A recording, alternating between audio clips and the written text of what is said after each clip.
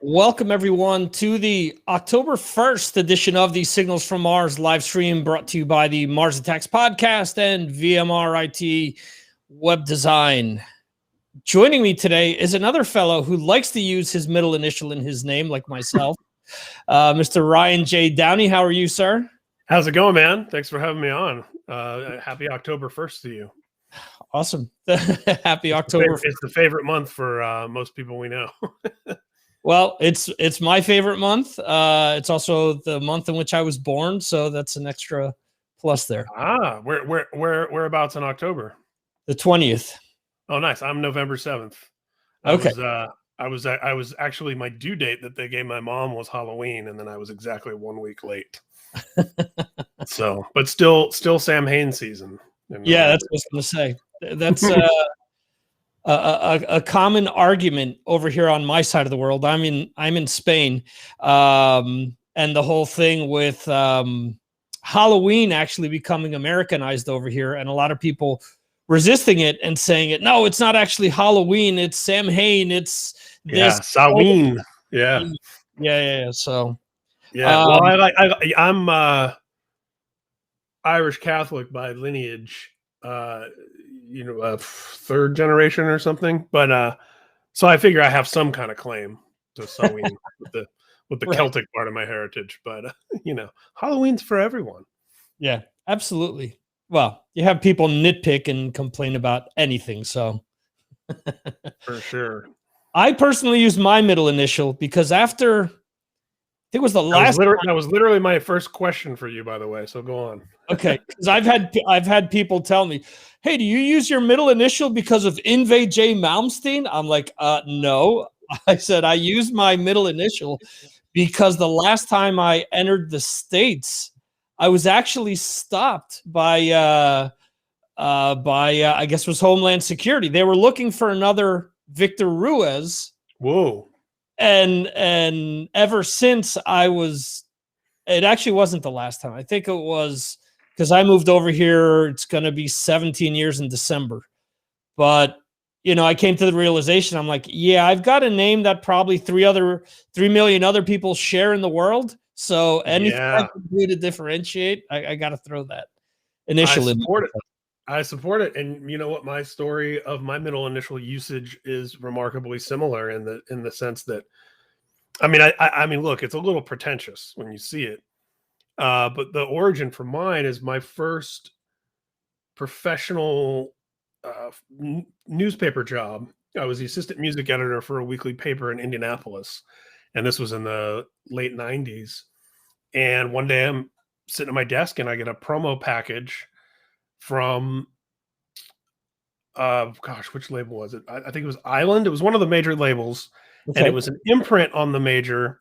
It was Elton John's imprint. And it was a new alternative rock artist that he had signed and was mentoring. Mm-hmm. And his name was Ryan Downey.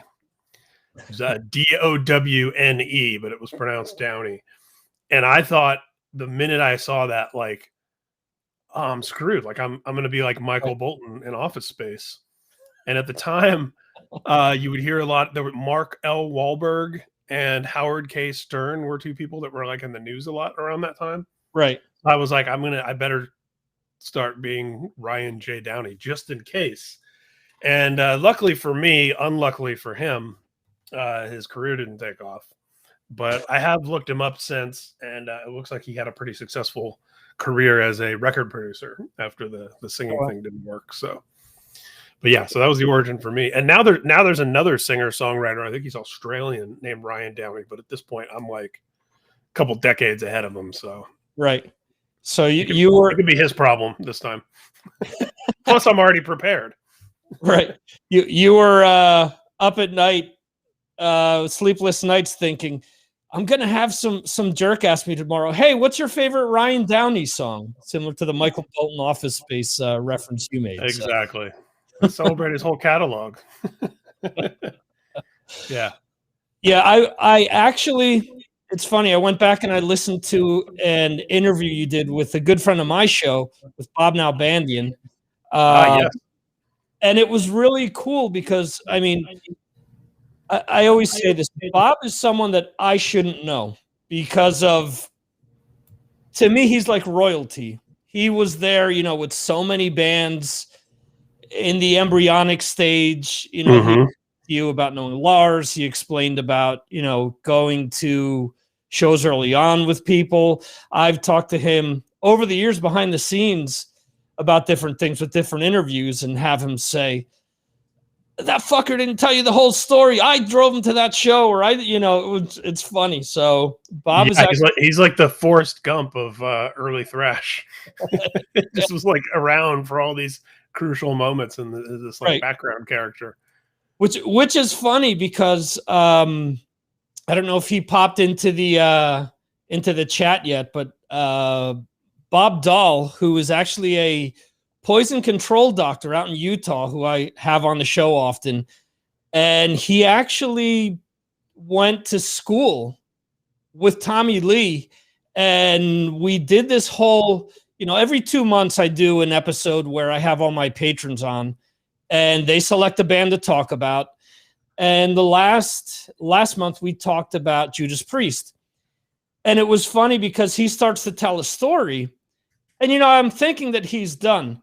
And he's saying about that he saw Priest at the Whiskey, like back in like 77 and this and that. And you think he's done. And then all of a sudden, well, yeah, but then I saw them on the Rock and Roller Tour in this club. And then I saw them there. And then, you know, and then there's a bunch of different like shows. He was at that first Metallica Saxon show. He was at, they're like all these different stories where, because he grew up in LA, he's able to tell like a lot of similar stories where you think he's done, but he's like, no, wait, let me top that one with, you know, I got to see so-and-so in a broom closet, you know. Did you say Brad Dahl or Bob Dahl? Brad Dahl. Brad Dahl. Okay. So we're talking about Bob, no, because I was like, Bob Dahl, poison control, Bobby Dahl of poison. Right. Oh, different story. Yeah. Okay. Yeah. He's there. Yarg Metal. He's in here. And of course our homie Toomey is in here. What up? Yeah. Yeah, hey, Josh. First of all, I have to say thanks for setting this up, helping set this. Also, I hope you don't get mad at me for the Mighty Mighty Boss Tones reference I made on your Facebook. He was wearing a hat that was similar to what the guy that used to dance around on stage for the Mighty Mighty Boss Tones used to wear. So let's see. The guy in a veil was Bobo. I don't know what the guy in Boss Tones' name was, but yeah, somebody needs to do a listicle of all the bands that have like someone in the band that just dances around, but they're like a full band member. Yeah. Yeah. They don't play anything or sing. Right.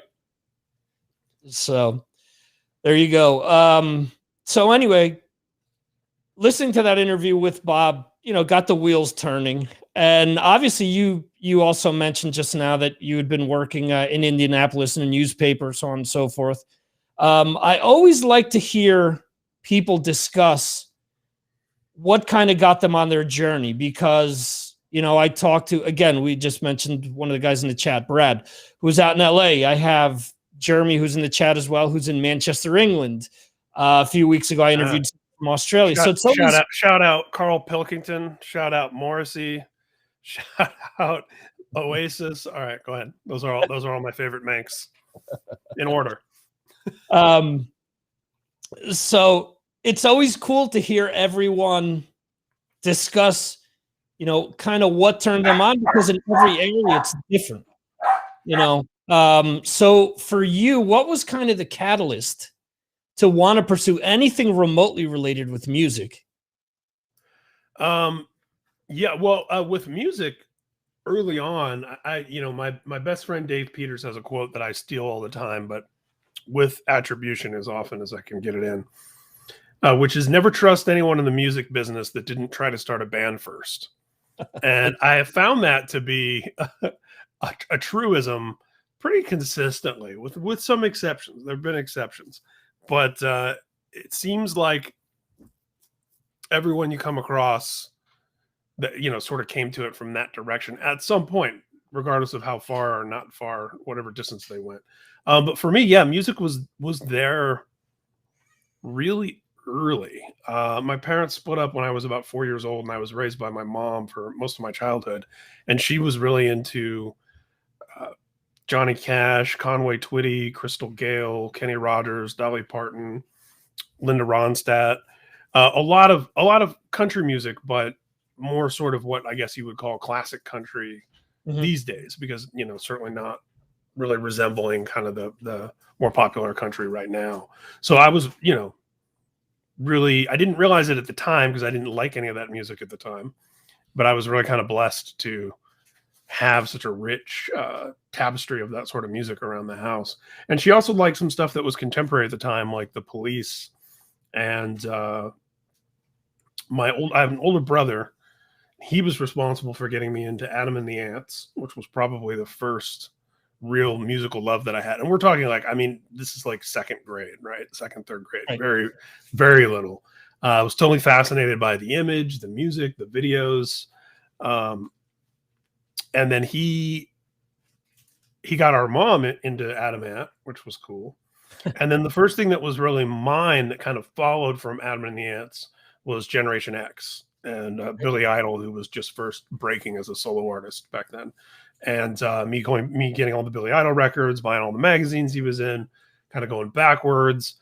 And that led me into punk. And so right around the time I was in like 5th and 6th grade, I was listening to the Sex Pistols and Black Flag and learning about, everything from the Exploited to Dead Boys to UK Subs to whatever. And granted, this is the mid 80s in Indiana. So none of these were popular pursuits. This was definitely like weird stuff that weird kids were into, that read comic books and rode skateboards and did stuff that was later celebrated, but at the time was pretty marginalized.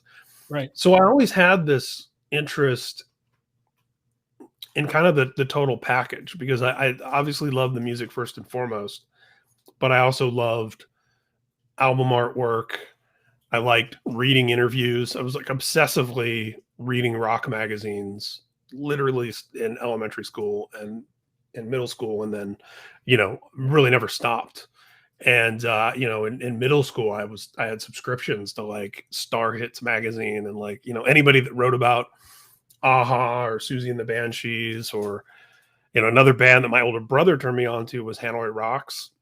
Okay. Right around the time Guns N' Roses broke through, I remember my brother showing me a picture of Andy McCoy and Michael Monroe from Hanoi Rocks and going, yeah, that's Izzy Stradlin and Axl Rose. And it was like they looked exactly the same. Right. So I always had that sort of interest and curiosity in unpacking things and reverse engineering them. And that continued through, it's a whole sort of separate story, but where metal enters into the picture. And then from metal, hardcore, and from hardcore, hip hop. And then, circling all the way back around to Britpop. And then, for most of my adult life, I think it's safe to say that doom has been my favorite subgenre of metal. Okay. But yeah, I had this burning desire to participate. So 9th grade in high school, my friend Matt and I started a zine, and we did interviews with like a couple local bands. And then I did interviews by the mail via the Maximum Rock and Roll classified section. We found other people in our town kind of spread out via that fanzine, and started going to local shows and things like that. And then it was like immediate, like, because getting into the punk and hardcore scene, especially, the attitude was always like, you're a participant. You're not just someone who's going to shows. So Right. I was doing the zine. My friends and I were putting on shows at VFW halls and bringing bands to town. One of the first shows we did, and this when I'm like 14, 15 years old, was a band called Even Score. The singer was this guy, Tony Brummel, who had just started a label called Victory Records that at the time was literally 3 7-inches in a cardboard box. And one of the other bands we had on that show was another band from Chicago called Trenchmouth. And their drummer was a guy called Fred Armisen, who many, many years later would end up on Saturday Night Live. So there were a lot of like, interesting sort of collisions like that. And then the top priority was trying to do a band. And I didn't really seem to have the patience or the focus to get good at guitar. I was kind of a rudimentary bass player. My dad, who I was now living with, wouldn't let me get drums because they're too big and noisy and a lot to lug around. So that just sort of by process of elimination makes you a singer. So I had some friends in my school who were, you know, a bass player, a guitar player, a drummer. They were doing cover songs. They invited me over to be their singer, and I came over and we did Creeping Death, For Whom the Bell Tolls, Am I Evil, Death Angel, I'm Bored. And they had a few like originals that we worked on. And yeah, so it was always about trying to do bands, and even putting on shows was about trying to put on shows that our band could play. And doing zines was about trying to like do a zine that my band could be interviewed in. So the first issue of my first zine had an interview with one of my early bands, and it was literally like a written interview where I'm just interviewing myself.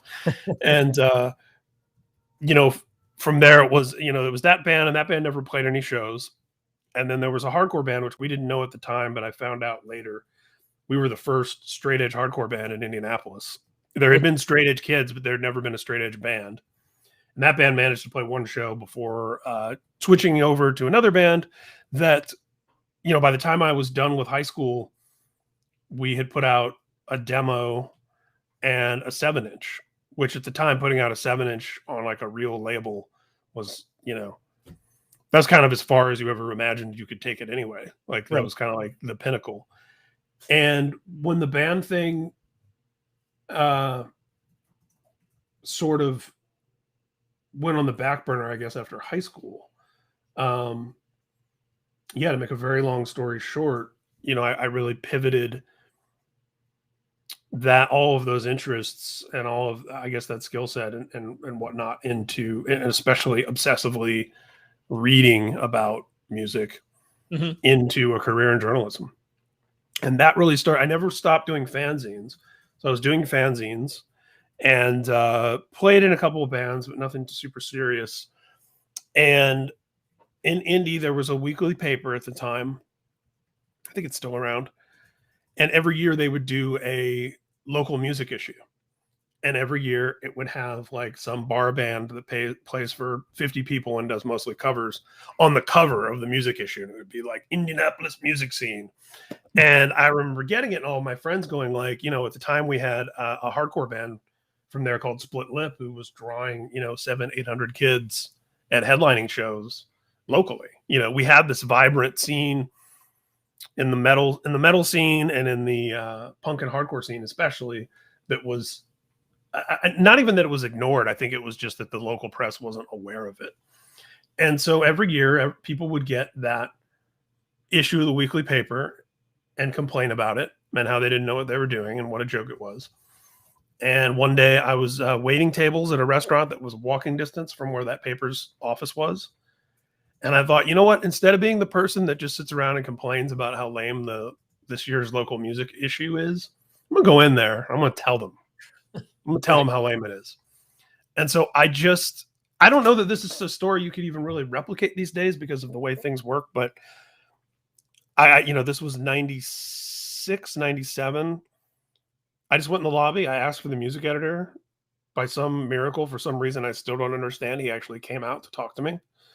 And I was like, yeah, I had some issues with your local music guide cover story thing. And he's like, well, let's hear him. And he sat very patiently and listened to me rant and rave about everything that was wrong with it. And when I got to the end of this spiel, he very, very calmly says, so if there's like one band that you think we're really missing the boat on, like if you could narrow it down to one who's like the most glaringly obvious omission that we never write about, who would it be? And I was like, oh, well, it'd be this band, Chamberlain. They used to be called Split Lip, but they tour all over the country. They're on like a national record label. They have major labels looking at them. You guys have never written about them. You know, they're good friends of mine. And he said, well, how about you bring me 500 words on Chamberlain on Monday? And I was like, and he's like, have you ever written anything before? And I was like, I do fanzines. And he's like, write 500 words about your buddies and bring it in. And I was dirt poor, first of all. And, you know, waiting tables and playing in crappy little bands. And I didn't own a computer.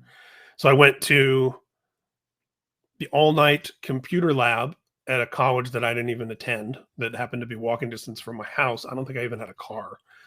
Right. And I interviewed my buddies in the band and took notes by hand, and went to this all-night computer lab at a university that I didn't go to, pretending to be a student, going in at like midnight.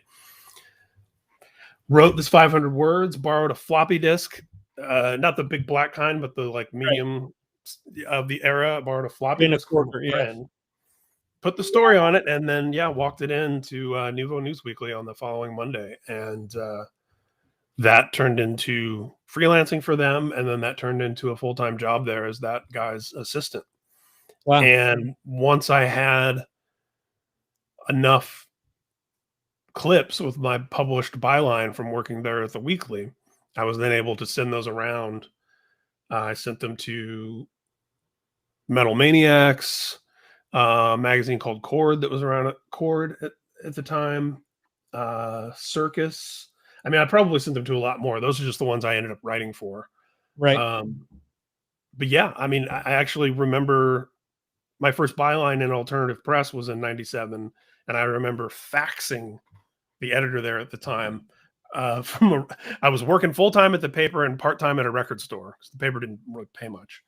Right. And at my record store job, faxing copies of my articles from the newspaper to the guy at Alternative Press to get an opportunity to write for them. So so that was really the beginning of all of it. And then it just so happened that same year, kind of another long story, but the short version is I ended up in another band called Burn It Down, which was kind of at that point, like doing bands was sort of in the rear view. I was set on like being an adult, and the journalism thing was cool, but through various circumstances, I ended up in this band with originally the first lineup. All three of the other guys were older than me by a couple of years, and I already felt like at the time, which is hilarious because I was like 21, 22.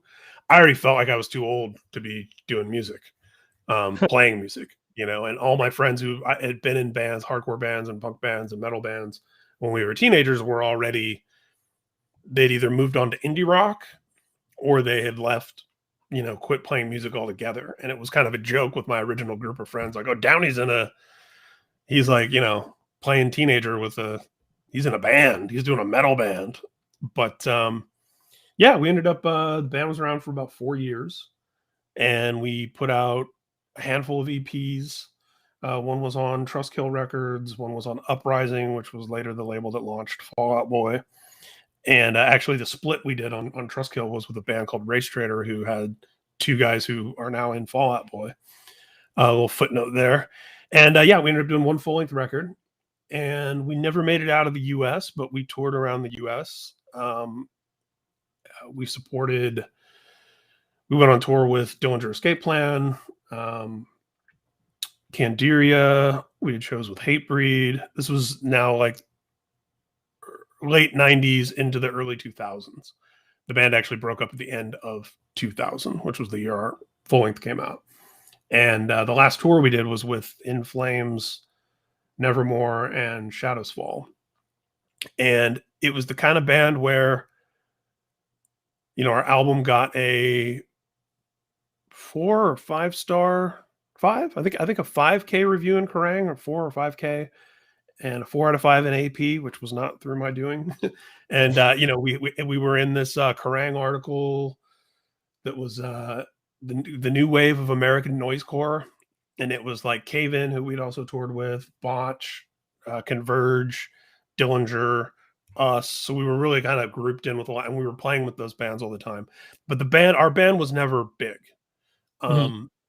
Locally we could do like 400 or 500 people headlining at our peak, and we got on a lot of cool festivals and stuff, Hellfest in Syracuse, Milwaukee Metal Fest. But I would never say that we were like a big band in that scene. But what it allowed me to do is when the band split and I moved to California in 2001, the band had enough notoriety with it's hard to explain, but it was like people that loved our band ended up starting or joining other bands that became much, much bigger than we did. Okay. And that allowed me to pivot into artist management. Mm-hmm. The first band that I started managing was a band called Bleeding Through. And, Brandon, the singer, is wearing a Burn It Down t-shirt in the pictures on the first album. Right. So I knew he knew me as the singer from that band.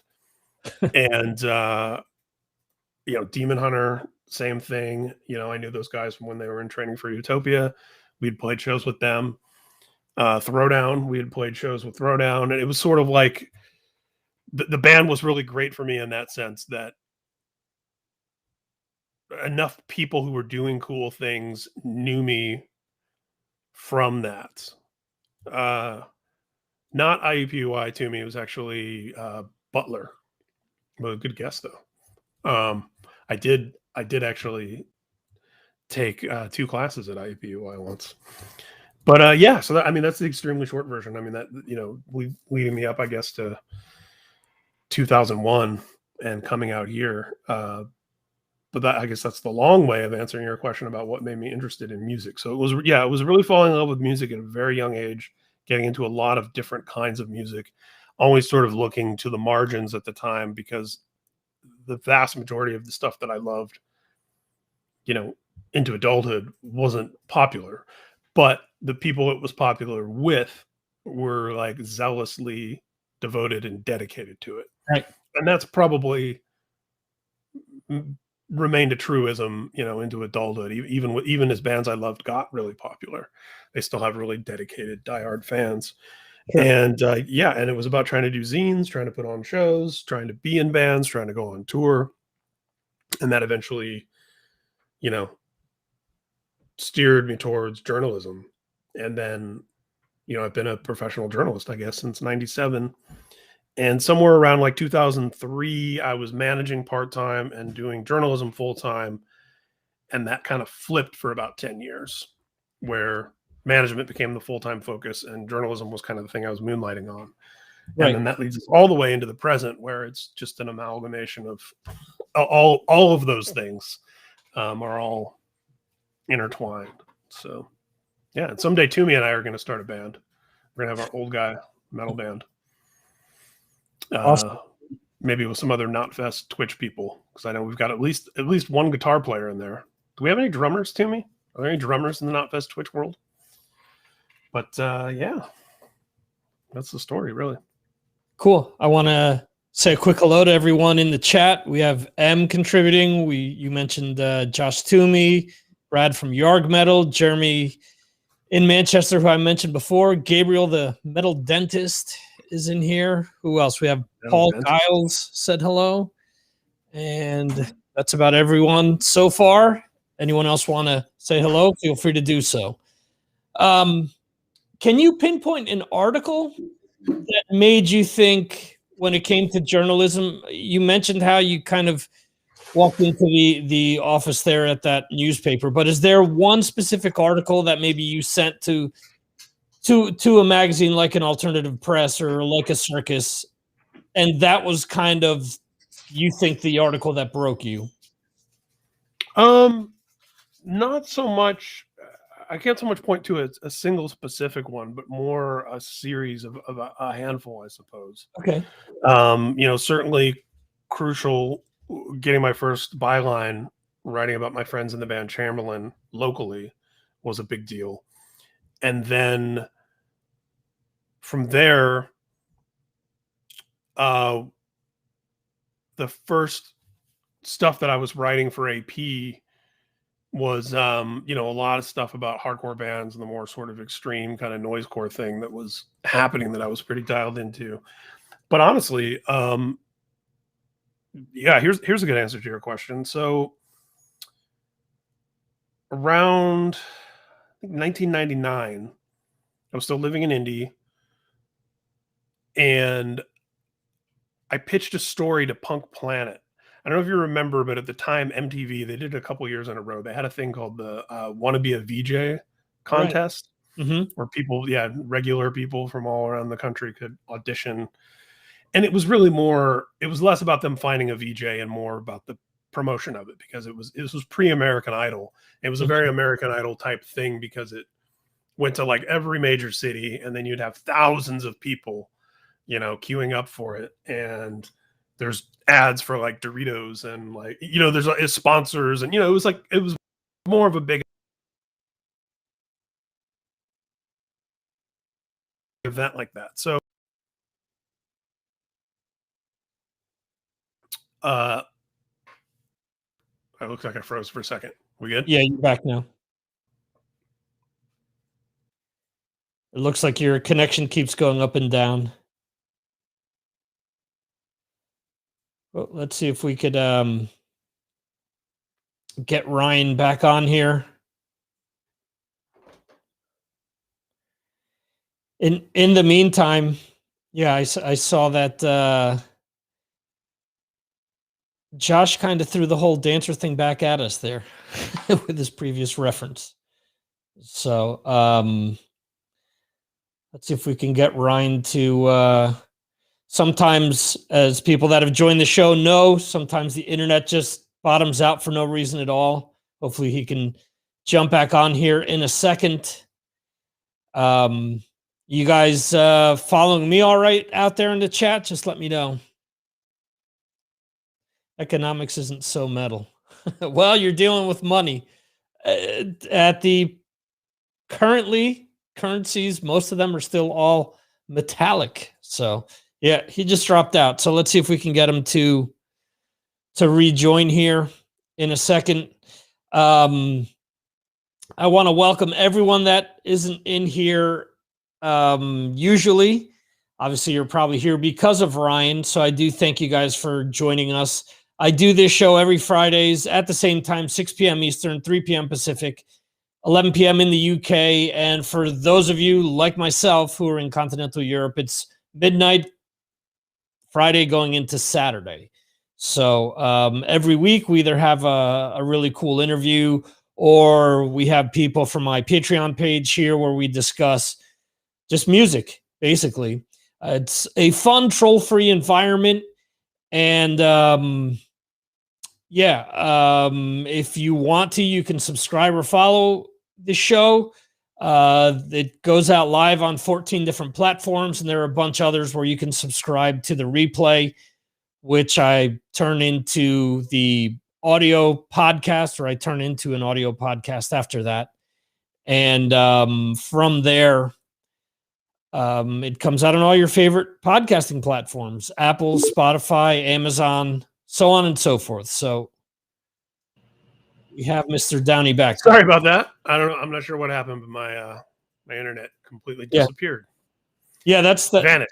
Fine. I kept seeing the signal keep going up and down, and you started to freeze. I'm like, okay, well, maybe we can ride the wave out, but it eventually just... Yeah, I thought we might ride the wave. We didn't make it. Yeah. So MTV was having their "Want to Be a VJ" contest. Yeah. The nearest location to Indy was Chicago, and I pitched a story to Punk Planet, who was a magazine based in Chicago at the time, where I was like, wouldn't it be funny if I went to this and tried to get as far through it as I can, try to make my way as far into the contest as I can, and then write an article, taking the piss out of MTV and making fun of the whole circus. And Punk Planet, Dan Sinker, the guy who ran it, loved it. And so I went up to Chicago and waited in line with everybody and did made my way a certain distance through. There were kind of like a series of I guess what you would describe as like mini interviews, where someone would talk to you. And but yeah, again, it was very promotional. It was like an American Idol audition would become. So at a certain point, I got a certain distance through the process, and somebody pulled me aside and said, "Hey man, don't take this the wrong way, but who are you and what are you really doing here?" And I was like, "What do you mean?" And he's like, "Clearly you don't care about being an MTV VJ. What are you up to?" And I was like, all right. So I came clean and I was like, I'm a writer and I'm doing an article for a magazine. Like, we just wanted to see how far I could get through this and, do a funny piece about it. And the guy was like, that's great. That's the best thing I've ever heard. That's hilarious. That's amazing. I love that. Hey, come here for a second. He takes me into this like other room where there's like these other people who weren't out mixing with everybody. Mhm. And he's like, can you just do me a favor? Can you just tell them what you just told me? So I tell this room full of people what I'm doing, and they're all laughing and they all think it's great. And they start kind of asking me some questions like, so where are you from? And where do you work? And who are your favorite bands? And like, what are you into? And this kind of stuff. And can we get your info? And so I gave him my phone number. And then it was just like, as quickly as it began, they were just like, okay, well, we'll see you later. Like, you're obviously being ejected from the contest. Like, Right. But we just thought this was funny and, nice meeting you. And, no hard feelings, but hit the road. So Right. I left and, didn't really think anything about it. And then about 2 weeks later, I got a message. And it was like, hey, my name's so-and-so. We met in Chicago. I'm a casting director at MTV in New York City. I was wondering if you would be interested in coming to New York for a few days. And so I called the guy back and I'm like, what? Like, is this a joke? And this was, it was 99. It was like MTV still was relevant. And basically what he explained to me was that MTV News was trying to launch a daily news show, which is something that they've been trying to do forever and have still never done. And they were casting 2 hosts and 4 news correspondents. And they'd already found the 4 correspondents and they were looking for the 2 hosts. Each correspondent corresponded to a different genre. So they had hired a guy named Sway to be the hip hop reporter. Right. A guy named Ian Robinson to cover metal and rock. Suchin Pak to cover pop music, and a guy named Gideon Yago to do like indie rock and hipster stuff. So that was how they brought all 4 of them on. And of course, Sway went on to become and he was a big like radio personality in the hip hop world before that. Right. But so again, long story short, they flew me to New York. I spent a day auditioning to host this show. I'm like reading a teleprompter for the first time. It was all like, we auditioned in the TRL studio. Mm-hmm. They didn't like what I was wearing. And they were like, do you want to pick some, like a jacket or something off of this rack? And it was like Carson Daly's wardrobe. So I like put on this Carson Daly jacket and I like left with it afterwards. But, so I'm there auditioning for the whole day. And then at the end of the day, they were like, can you stay a second day? We want to test your chemistry with they were looking for a male host and a female host with some of the girls we're bringing in tomorrow. And so I'm thinking like, wow, that must mean I have this job. Well, that's pretty amazing. Right. Stayed a second day, did the whole thing again, met Dave Holmes, met Matt Pinfield, did all this stuff, read news reports, pretended to like host a live segment, did all this stuff. And then I got kind of this, all right, don't call us, we'll call you. See you later. And nothing. Just nothing. Didn't hear anything. Like a year goes by. Totally, obviously at this point, I've forgotten about it. Never saw an MTV News daily show come about. So I was at New Jersey Metal Fest for Metal Maniacs. Mm-hmm. And I was doing a report on the festival. And I'm in like this media room and I saw there was a crew from MTV News there. And so I went over and introduced myself and I started talking to them and I was like, hey, it's super random, but about a year ago, blah, blah, blah, told them the whole story. And they said, yeah, they ended up casting this guy and then the show didn't end up happening and this and this and that. And they were like, but you're into metal? And I was like, yeah, that's like my main thing. And they were like, well, we're looking for a good metal and rock writer for the site. Send us some clips. Mm-hmm. And so through a whole different department, I ended up sending in clips to MTV News via the .com editorial side. Right. And to answer your question about an important story, I sent all these clips. I sent a bunch of music stuff But one of the things that was in there was a cover story that I'd done for the local weekly, my first cover story ever about anything, that was actually about a local no-kill spay neuter animal shelter that this guy had started, and it had all this resistance from the local humane society.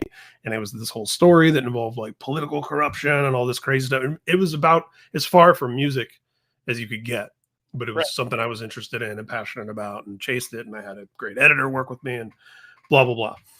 So one of the vice presidents at MTV News who called me and offered me a writing job told me that it was actually that story that he really loved, and that he didn't even mention any of the music writing I had done. He was really into the spay neuter shelter cover that I did for the weekly, and he had all these questions about it and whatever. And yeah, so then my first MTV News story ended up being about the beef between Everlast and Eminem.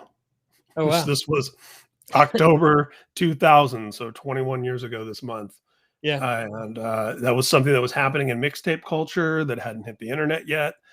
And I was a big House of Pain fan. I was an Eminem fan. And I ended up breaking that story for them. And it was the first thing I ever wrote for the news department. So that brings us, a year later, my band breaks up. I moved to California. I'm in California. The whole, like, don't call us, we'll call you. Mm-hmm. That casting guy calls me again.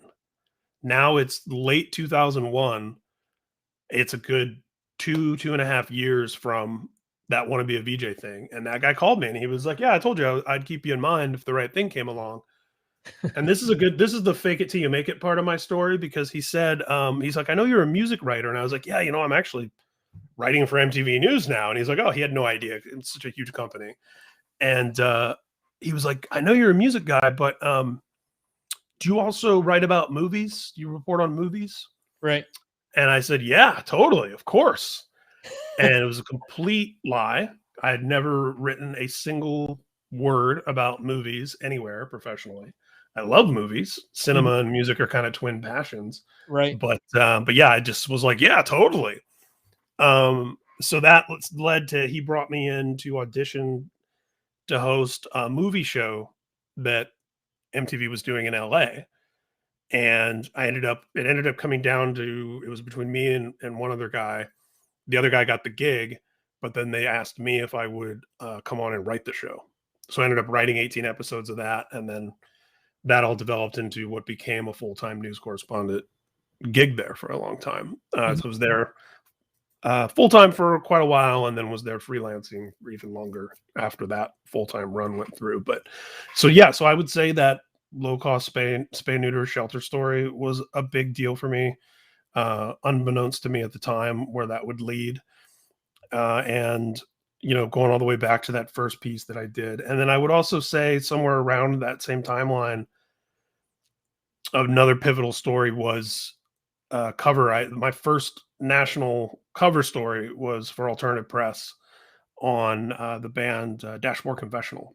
Okay. And that was pivotal because at the time, AP was going through this kind of identity crisis where they were trying to like be spin, trying to keep up with like the big rock magazines, and they were throwing anything on the cover from like Limp Bizkit to Tori Amos to Insane Clown Posse, to just like really confused identity wise. And they had just done a cover on AFI, and this was pre-major label for AFI, but it did so well. It like smashed, they'd done a Puddle of Mud cover the month before. Puddle of Mud was on like a triple platinum record. They're all over the radio, all over MTV. Nobody bought the issue of the magazine. Then they put AFI on the cover. AFI is completely underground, has no radio, no MTV, no record sales. Total sell through, just like blows through the roof.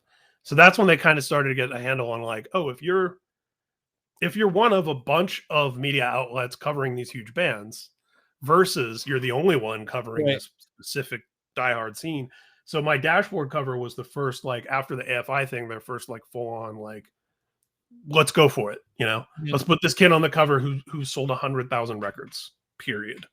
And we did. And that ended up being my first cover story. So that was a big deal also. Yeah, it's so interesting how that happens where you interview someone who, as you said, Puddle of Mud was huge back then on that debut album, but they're also in so many different places at the same time. Yeah. It's also hard for people to kind of wade through the saturation of what's taking place. I've had interviews where, I see that they're getting interviewed by 30 people. So I purposely hold the interview for like a month, knowing that at that point in time, they're still going to be promoting an album because they're still going to be going out on tour and whatnot. But at the same time, you're not, people aren't going to have to wade through all that same noise. And at the same time, I remember when I first started doing the podcast, the second person that I interviewed was Dave Meniketti of Y&T, getting back to Bob's yesterday and today's references in that interview. And, it's a band that was popular at one point in time. And, I just looked at it as, wow, I get to interview a guy that I listened to, 30, 40 years ago. This will be cool. And the interview took off. I mean, it registered at that time, like in the tens of thousands. I'm like, whoa. So I just interviewed somebody who's on a major label that kind of got okay numbers, but then someone who was more of like a niche following, which is similar to what you're saying with Dashboard at that time before they really took off.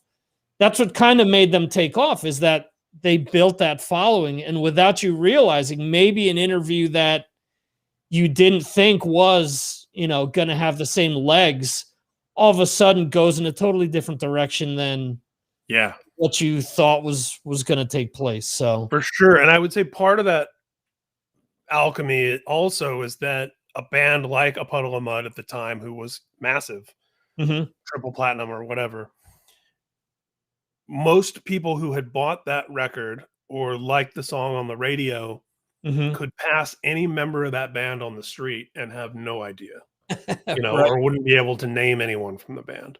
Yes. Whereas all 100,000 kids who had bought the Dashboard CD at that time knew exactly who Chris Carrabba was, knew every single word, knew everything about him, obsessively, studied every detail they could get a hold of. So, there's something to be said for that part of it also. Right. Absolutely. Yeah, I agree with you 100%. I had this discussion about a week ago with somebody talking about albums, like the difference between an album back in the day going gold and going several times platinum were the casual fans. The diehards will always buy a band's albums, their merch, so on and so forth. But those casual fans that listen to, as you said, those three big Puddle of Mud songs, really had no idea who they were. They like the way I slap your ass or whatever that line was out of that song. They thought that was a bbig deal, and they bought it because of that. It was kind of a novelty at the moment when that came out. So yeah, it's the casual fan obviously isn't going to invest in a band long term, which is what you need for a lot of the different bands that we're talking about. The reason why they still have fans all these years later are because those diehards have always stuck around. So a lot of people don't. I don't think they realize that. That's why I think. And I was going to touch upon Metallica a little later, but that's why I think Metallica has been able to have the staying power that they have, even with everything that's gone on over the years, whether people have enjoyed the albums or not. They've still had a large enough fan base that they're still selling stadiums out for a reason. I mean, and people are always paying attention, is the argument that I make, even when it's to complain about the latest record or the latest haircut or the latest advertising campaign for, high fashion clothes or whatever it is that people are whining about. They're always in the discussion, whereas there's so many bands that are forgotten or dismissed that no one's paying attention to what they're doing.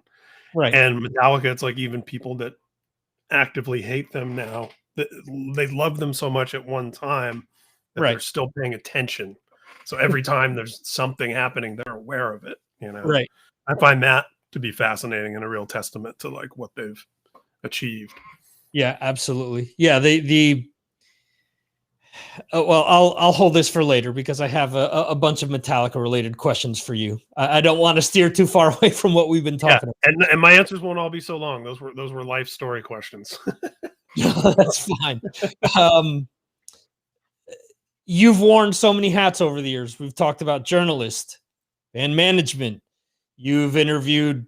I mean, your reel on your page just speaks for itself. All the people that you've gotten to talk to over the years. When I was promoting the interview today, I said, yeah, just the casual picture of you and Tony Iommi on couches talking to one another, Yeah.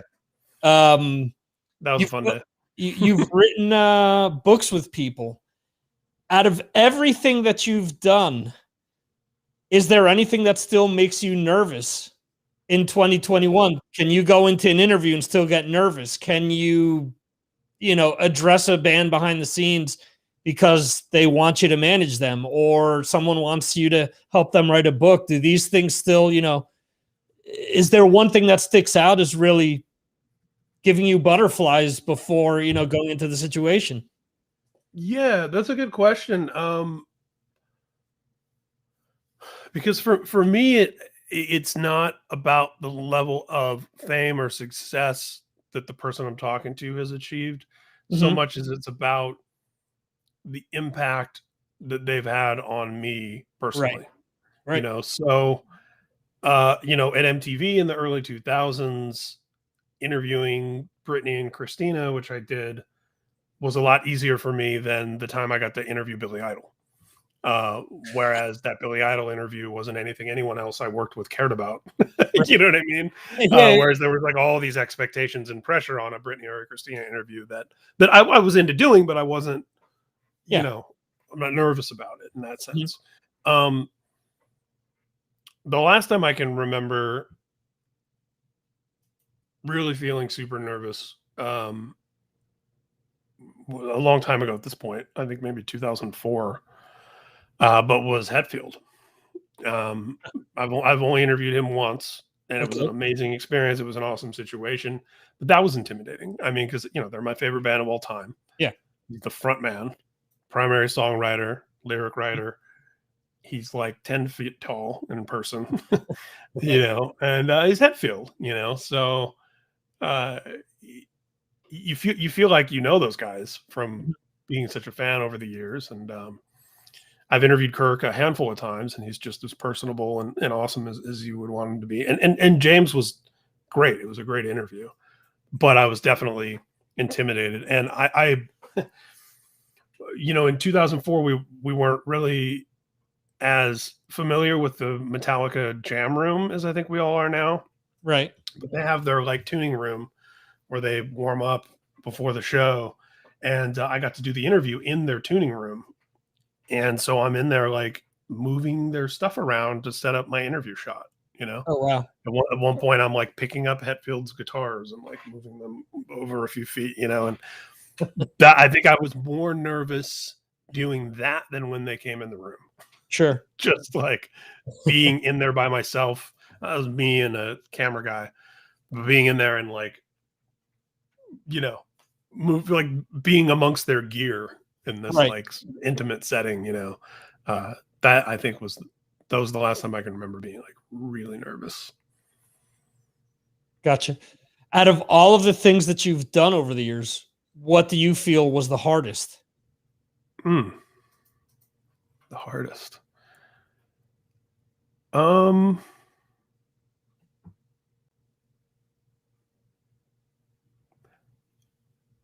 Maybe not the hardest, but the most complicated was the series of interviews I did with Tim Lambesis from As I Lay Dying, which, everybody's familiar with his story now. This was less than a year after his arrest. He didn't do any interviews from the moment he was arrested until after he got out of prison a few years later, Right. except for one, which was mine. And so that was complicated for a lot of reasons that you could probably guess just by nature of that. Sure. But I guess that was the hardest in the sense that it was the most complicated because there were just a lot of moving parts, a lot of things to juggle, a lot of things to consider. And this isn't even about the specifics of the interview itself. I actually didn't find to be that difficult sitting in a room with Tim and talking because we knew each other beforehand. But everything else surrounding like putting the interview out there and all of that was pretty complicated. Yeah, to say the least. Yeah, I was going to say that's probably putting it mildly. Yeah, considering everything that went down. In retrospect, was there ever an interview that you were going into thinking, I've heard all these things about this person, I'm prepared, but I hear they're a handful, and the interview actually turns out much better than you anticipated? Yes. And that would be Noel Gallagher. Oasis is in my 5 favorite bands of all time. And, you know, the Gallagher brothers both are notoriously difficult, quote unquote, opinionated, whatever you want to say. Mm-hmm. And I was enough of a fan that I understood a lot of the nuances, but you still just never know. Mm-hmm. And that was actually my first week in the LA office at MTV. I was hired ostensibly to cover movies.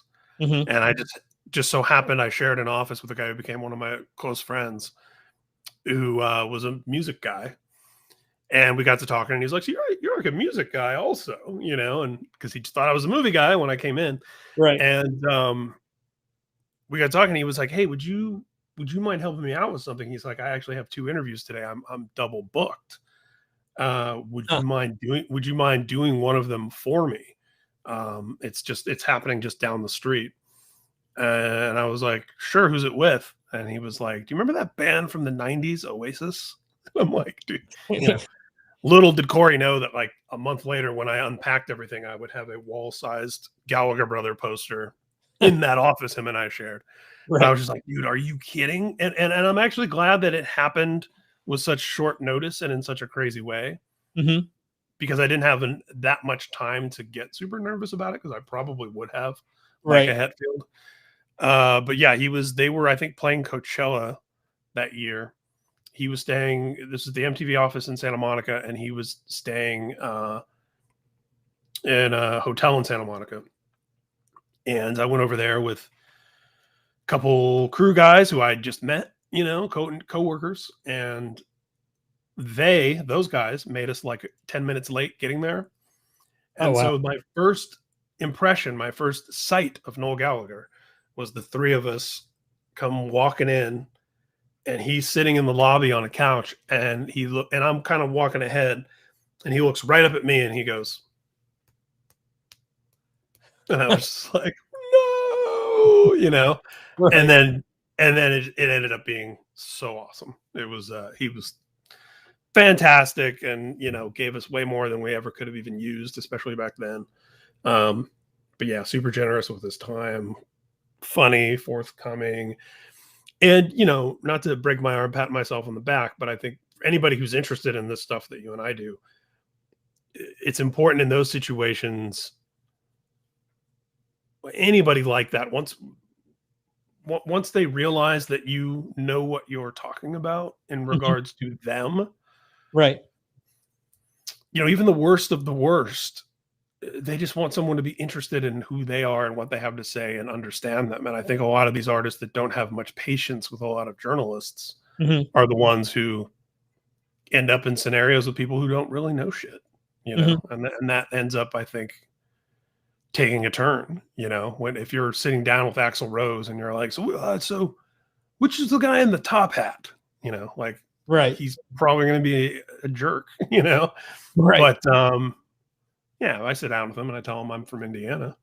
You know what I mean? It's like any sort of like they're human beings, you know? So, yeah, so I've been really lucky. I will say as a rule, because people do ask, and I'm sure you get asked this all the time too, you know, who's a jerk and who's nice and all that sort of stuff. Like, I figured out a long time ago that it tends to be the bigger they are, the nicer they are. Right. And it's the has-beens, the never-weres, the sea level, they're the jerks.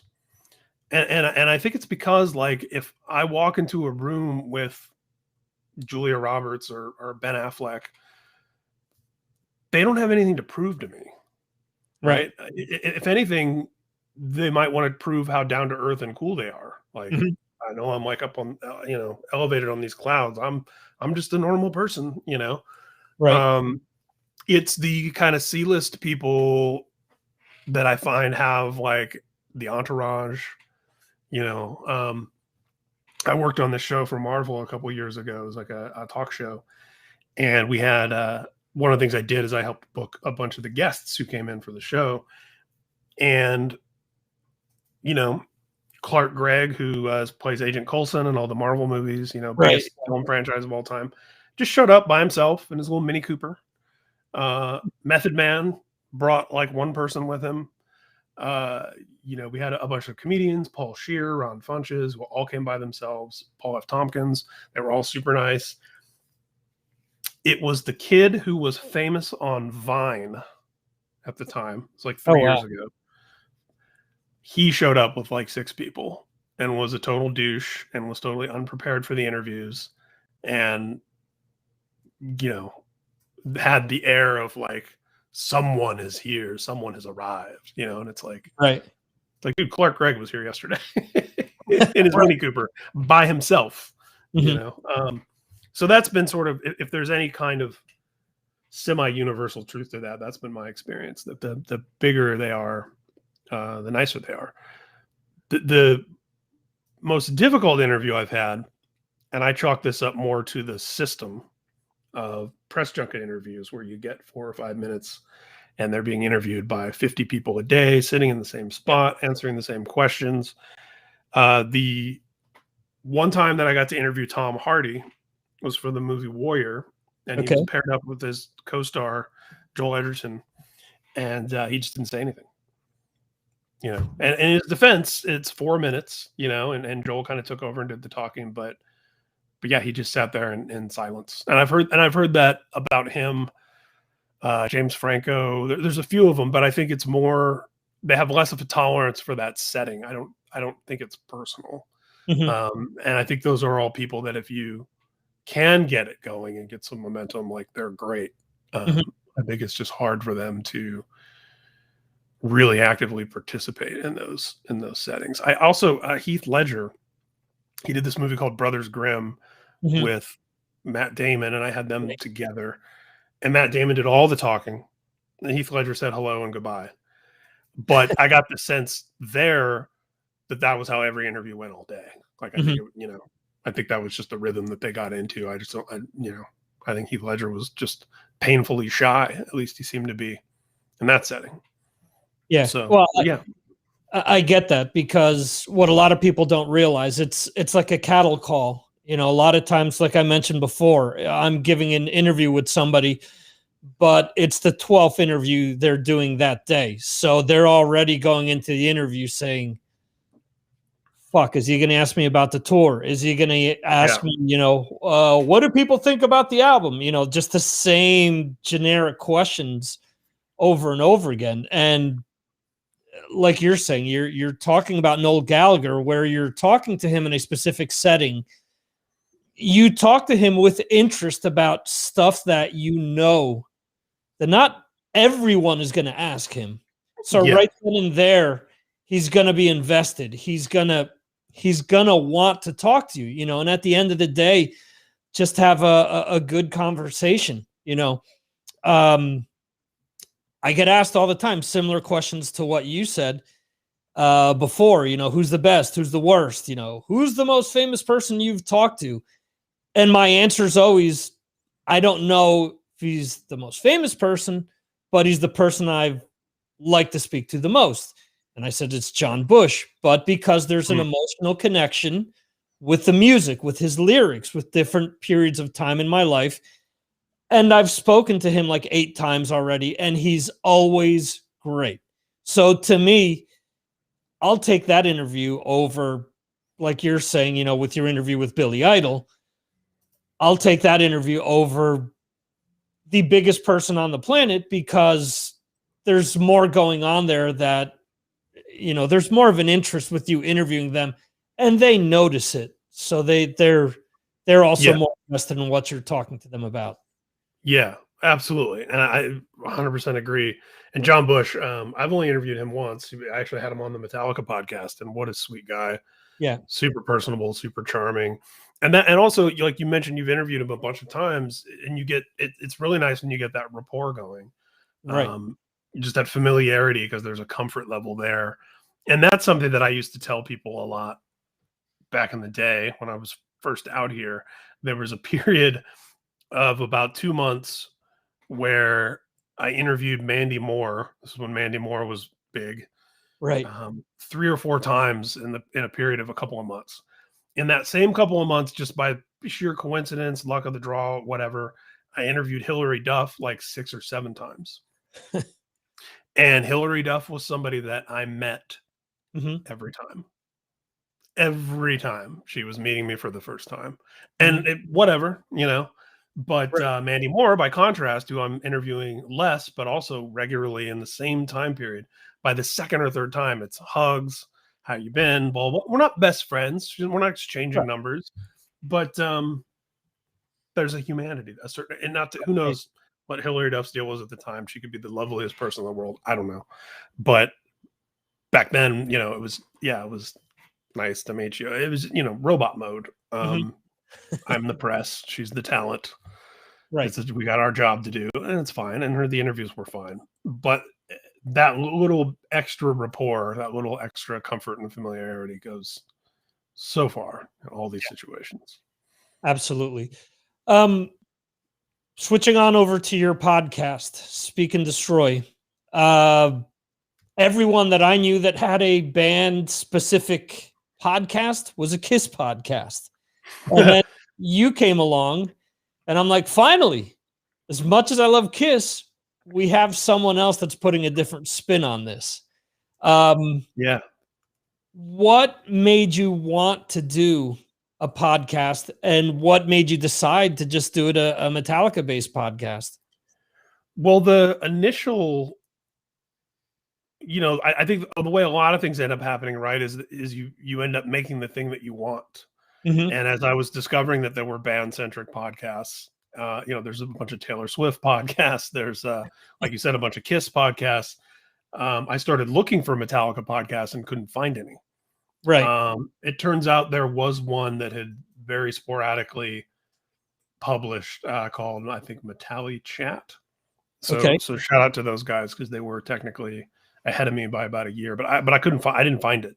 And so it was really born from a combination of like, this is a podcast I want to listen to, and I don't know why it doesn't exist, combined with it's become a running joke with some people I know that I'm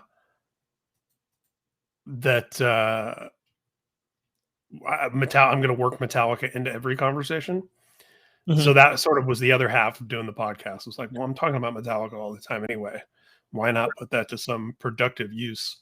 And originally, even I was like, I can just slice out parts of my other interviews I'm doing for other things when Metallica comes up and make that the podcast. But and then, as fate would have it, I believe this was July 2016. Came up with the name Speak and Destroy. Grabbed the .com, grabbed the Twitter, grabbed the Instagram. You know, went and started grabbing all the socials. And then started developing it and coming up with the concepts and getting podcast gear together and talking to people and setting up interviews and getting ready to launch.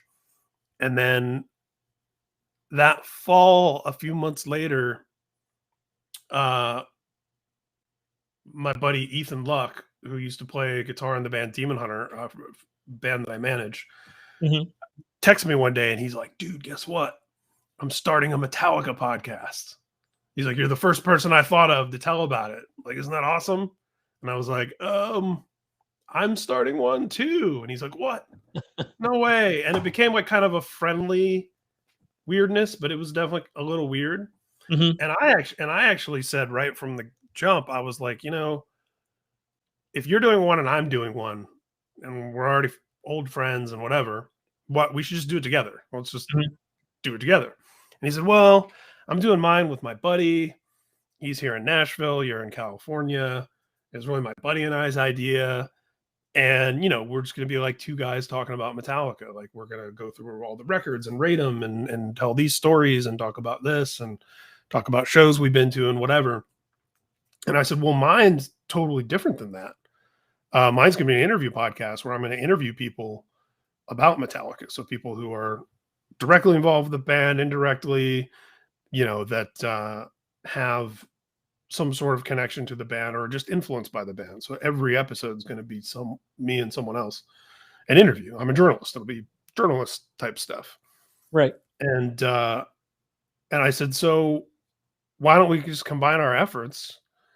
And then, we can even do them kind of like you guys can be like the hosty guys and I can be the guy that does the interview, and we can mix.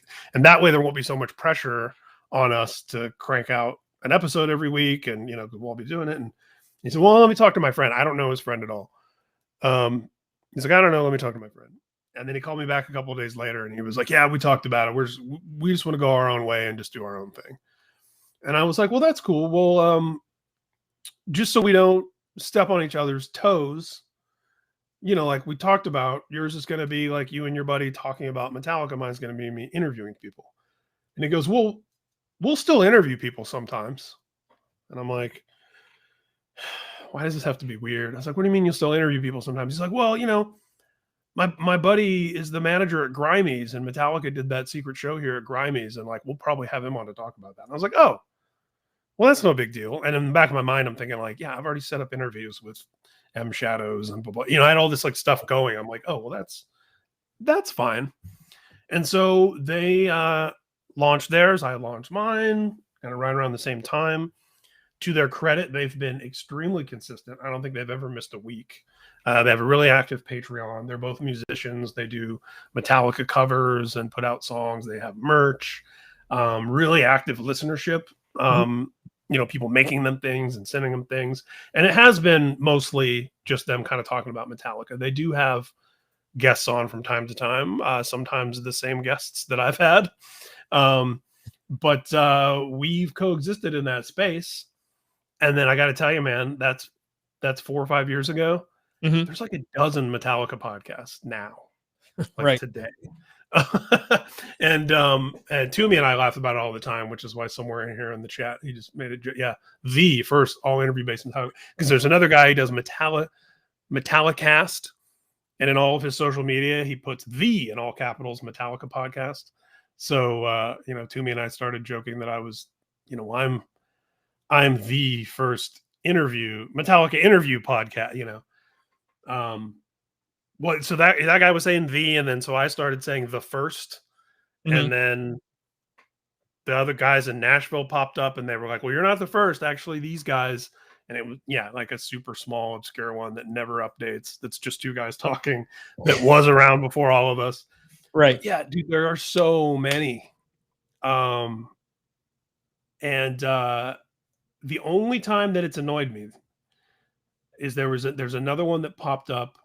It's called and Podcast for All. It's one of the newer ones. And I had been putting a bunch of interviews in the bank. And so I found Phil Toll, the performance enhancement coach from Some Kind of Monster. Right. Tracked him down, got him to come on to my podcast. It was the first podcast he had ever done. Never been on a podcast before. We had this amazing chat. And I was like 16 episodes ahead.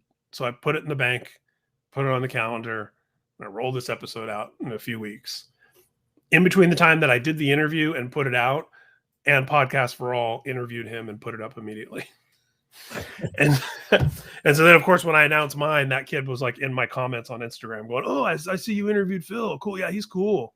Yeah, I'm glad you got to talk to him also after we did. And Like, well, technically, I talked to him months before you did, and I was the first person he ever did a podcast with. Right. That's the only time it's ever annoyed me.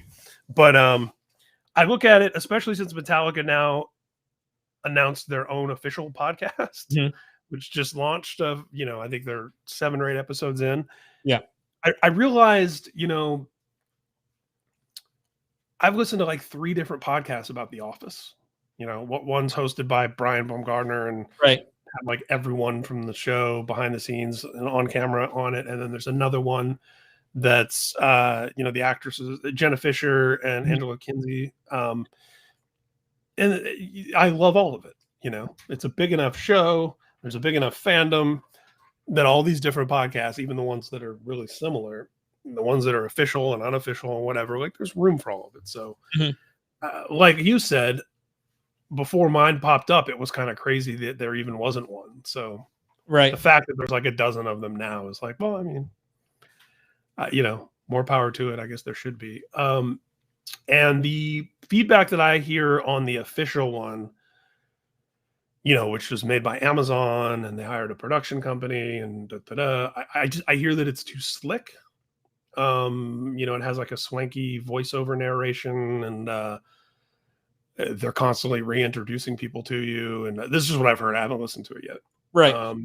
So I like to think that I still have a niche where, it's a 90-minute, 2-hour long conversation, raw podcast conversation of 2 people talking like you and I are right now. And is the official Metallica podcast going to have the guitar player from Whitechapel on? No, I will. Still, it kind of gets back to that dashboard puddle of mud thing. Right. There's definitely people out there who I think are interested in the guitar player from Whitechapel's Metallica fandom. Sure. So yeah, that's basically the story there. And, the hardest thing is being consistent about it, as there's months at a time where I get an episode up every week. And then a month goes by where I haven't gotten one up at all.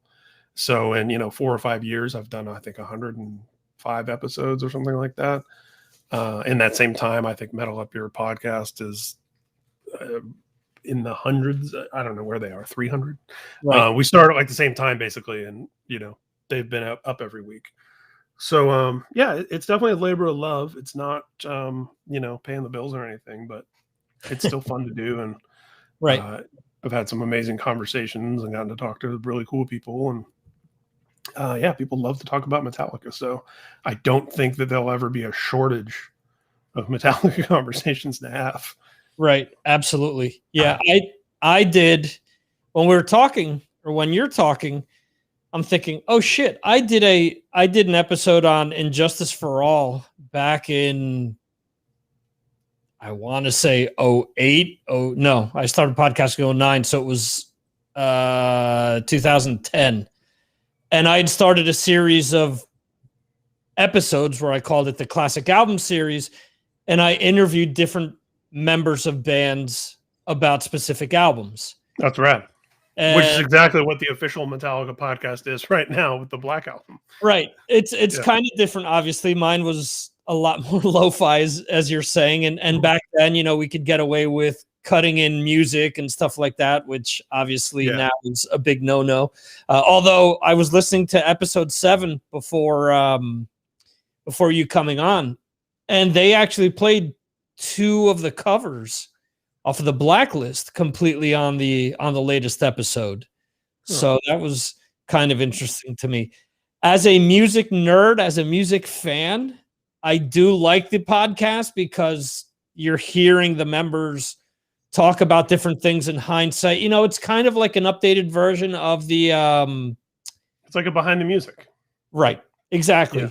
And they have, Bob Rock, and they have, different critics, different, Ross Halfin is on, and there's a bunch of different people involved. At the end of the show, they do mention Pop Curse. So I thought that maybe there was some type of a connection there, but no, that's just an extra kick in the pants. That podcast coincidentally is made by a company called Pop Cult. Okay. So they're saying Pop Cult, I would imagine, at the end of that. And it's even stylized the same as Pop Curse. Apparently just a total coincidence that there's a Metallica podcast produced by a company called Pop Cult that has appeared 5 years after my Metallica podcast, produced by Pop Curse. All right, so there you go. That's my shrug emoji. Right. Yeah. Tinnitus after years of playing drums. So I don't blame you for mistaking it for it, because it is remarkably similar. Right.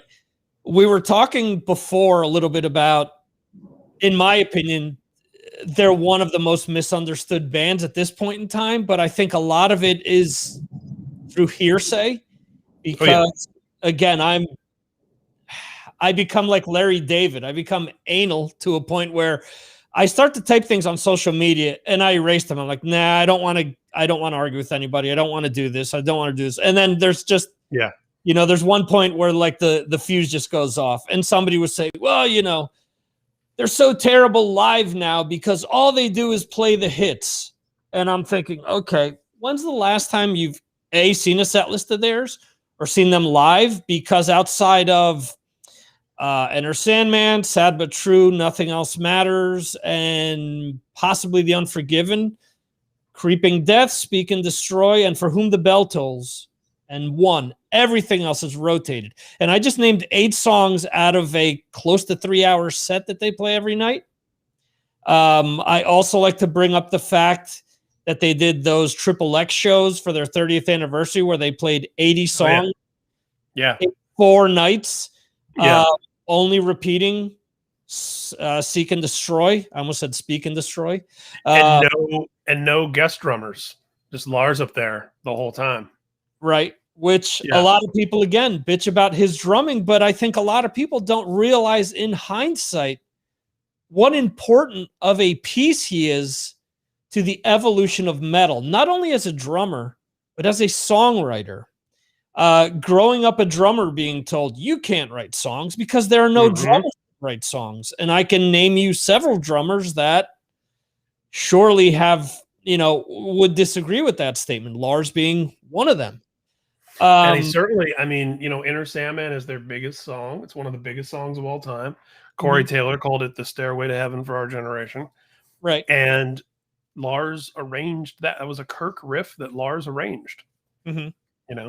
So, and there's, not to mention the fact that we're still talking about Metallica, not in the same way that we might be contextualizing a lot of their peers over the years. Right. Because of Lars and the decisions that he makes steering the ship. And also when it comes to those set lists, he writes those set lists. He's the set list guy. He's the archivist. He's the, much like the Beatles wouldn't sound like the Beatles without Ringo Starr. I think Sabbath doesn't sound like Sabbath without Bill Ward. Bill Ward is not a technically skilled drummer, but he is the perfect drummer for Black Sabbath. And I think that's Lars and Metallica. It doesn't sound the same. I loved, as a novelty, as a curiosity, I loved watching the videos of Joey Jordison, rest in peace, playing drums for Metallica at Download. And it's amazing, but it's not the same. It doesn't sound like Metallica. It sounds like Metallica with Joey Jordison playing drums, So, I found a couple of things like you. A lot of it's lazy, a lot of lazy criticisms. And hearsay, like you said. I have a friend who, she's a pretty big gamer. She's in the gamer culture and community. And Metallica a few years ago played the BlizzCon festival in Anaheim here. And I remember texting her about it, and I was like, I'm coming to BlizzCon.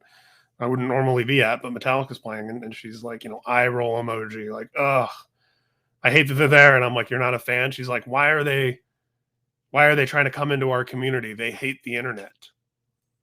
And it was just like, they hate the internet. That's like what it gets boiled down to. The game of telephone, a couple generations, she's younger than us, a couple generations later is like, oh, they're that band that hates the internet. It's like, they've been like digital pioneers. They were putting up soundboard recordings of their shows as MP3s on their website in 2006? They were so far ahead on so much of this stuff. And when people were like, why why were they fighting so hard? What, like, they need another penny? It's like, no, that's the whole point. They didn't need another penny, you know? Right. So ask yourself why, yeah, what were they fighting over? And it's like, they were fighting over control. They were fighting over distribution. They ownership, which affected everything. I say this all the time, but there's a great Charlie Rose episode from that era, and the guests are Lars and Chuck D, and the debate is about Napster. And if you watch that in 2020, and I love Chuck D, every single thing Lars says 20 years ago about where things are going and how it's all going to happen is correct. And almost nothing Chuck D says is correct. You know, Chuck D's like, yay, Napster. And Lars is like, boo, Napster. But then you watch an hour long of each of them articulating those two viewpoints, two very sharp, intelligent guys. And Chuck D just couldn't have been more wrong about what all that meant. And Lars just calls it. He even talks about movies and TV shows and the effects that all that's going to have on everything, for good or bad. So Right. yeah, you find that those dismissals a lot of times are just these kind of hand-me-down stories that have been reduced to, you know, these like one sentence summaries of an entire band. Oh, the band that hates the internet. Yeah. Like, Yeah. Come on. Regardless of, like you said, livemetallica.com, regardless of allowing people to tape shows from the start, regardless of if you're ever part of their fan club, they actually tell you how you can exchange bootlegs with other people, you know. Yeah. So, I mean, it's asinine. It's unfortunately it's become, and I mentioned this quite a few times, the Metal Society has become this, let me look over my shoulder to see who's around to make sure that I say the cool thing as opposed to what the correct thing is. Today, when I was promoting this interview, I knew what Metallica song I was going to use for all the clips. I didn't give a damn what anybody said. The song is off of Saint Anger. It's the Unnamed Feeling, which is one of my all-time favorite riffs by the band. And it just felt like the right thing to play for this interview. The only place where I couldn't use it was for YouTube Shorts because they didn't have the song. I used, I believe, the intro to Seek and Destroy on that. But, you know, at the end of the day, and people that follow my show know that I like being honest with people, and I like that song, whether people like the album or not. It's funny moving over to Europe and seeing how the opinions are different with the band. Seeing how, for example, an album like Load is held in high regard over here as a very important hard rock album, you know, whereas you look at maybe generations before us that followed the Stones or followed, Sabbath or Zeppelin when they were putting out albums, you know, as opposed to us kind of catching this stuff afterwards. You don't realize that those bands evolved and the fans didn't care. They still loved what they were putting out. So it's, again, if you're ever in a band, you want to evolve as a player. You want to continue to push the envelope and do different things, incorporate different things, because everyday life isn't the same. You evolve as a person, so you want to, again, incorporate stuff. So I've never had any issues with them wanting to try things. And there's some things that I love and some things that I don't care for, but that's normal. That's just everyday life, you know? Of course. So, of course. And that's part of the, like a filmmaker, there's filmmakers I love, and we allow that a lot more with filmmakers, with actors. You know, you can love someone's work and not love everything that they've put out. Right. And it's like, why doesn't that translate with bands for some people? People really go out of their way to say the cool thing. But the interesting thing is, the cool thing changes depending on who you're with, generationally, geographically. You know, I was trying to convince a friend of mine the other day about how many Metallica fans hate the Black Album. And he was just like, there's no way. He's like, it's so good. It's so beloved. No. It's so huge. It's the album that got me into the band. And I'm like, yeah. And everyone who's 10 years or more older than you says that it sucks. And that's when they sold out. And go back even a little bit more. There is a contingent that hates And Justice for All. No way. Yeah. That's like the best one. Like, there's a whole huge segment of the fan base that's like, Cliff was gone, band over. You know, everything since Cliff sucks. And then even further back, there were people that complained that Ride the Lightning had a ballad. And even further back than that, people complained that Kill 'Em All didn't sound as fast and aggressive as No Life to Leather. So that's just, you know, you're not, I don't think anyone's doing themselves any favors by distinguishing themselves about what point they dropped off their love for a band. You know, it's like, Megadeth put out Risk. Thank God I didn't stop listening to them because I would have missed Dystopia. I would have missed the last half of Endgame, which I think is probably the best thing they've done since Cryptic Writings. If you're just like, oh, you made this bad album, I don't like it, I'm done with you. I've never been that way. Yeah, it doesn't make sense to me either. Yeah, Celtic Frost, dude. You're gonna tell me Monotheist doesn't crush just because they made Cold Lake? Right. Yeah. It's dumb. It doesn't make sense. And again, you talk about how actors and directors and stuff seem to get second chances where maybe you watch 4 or 5 movies of an actor and then you say, all right, now I'm bailing because after 4 or 5 movies that I don't like, then I realize this isn't going anywhere. Right. Bands like you're saying, okay, so a band puts out a bad album. You're saying Dystopia, there was Risk, there was Super Collider, there was there are other songs or other albums in between that did have good material. It doesn't, at least to me, I don't get the whole I'm jumping ship just because there was one album. Yeah. M. Night Shyamalan came out with this like perfect movie and he's on the cover of Newsweek and everybody's calling him the new Hitchcock and whatever. So much to live up to. And then he makes some like mediocre movies, bad movies, but there's been good ones since then too. And and if you were to have just vanished because they, he made a dud, you would miss out on so much more. Right. So, yeah. And that's an interesting point. In the Metallica podcast, they talk about how important it was that the Black Album happened 10 years into their career as opposed to being their first album, because they mentioned the fact that it wouldn't have given them time to kind of grow or, it would have all been downhill from there as opposed to building to that moment and knowing how to handle that moment. So, right. Which is, yeah. I saw a quote from Courtney Love yesterday that said, Kurt might still be alive if another band had gotten big first. Right. It's like, oof. Yeah. That's kind of difficult. Yeah.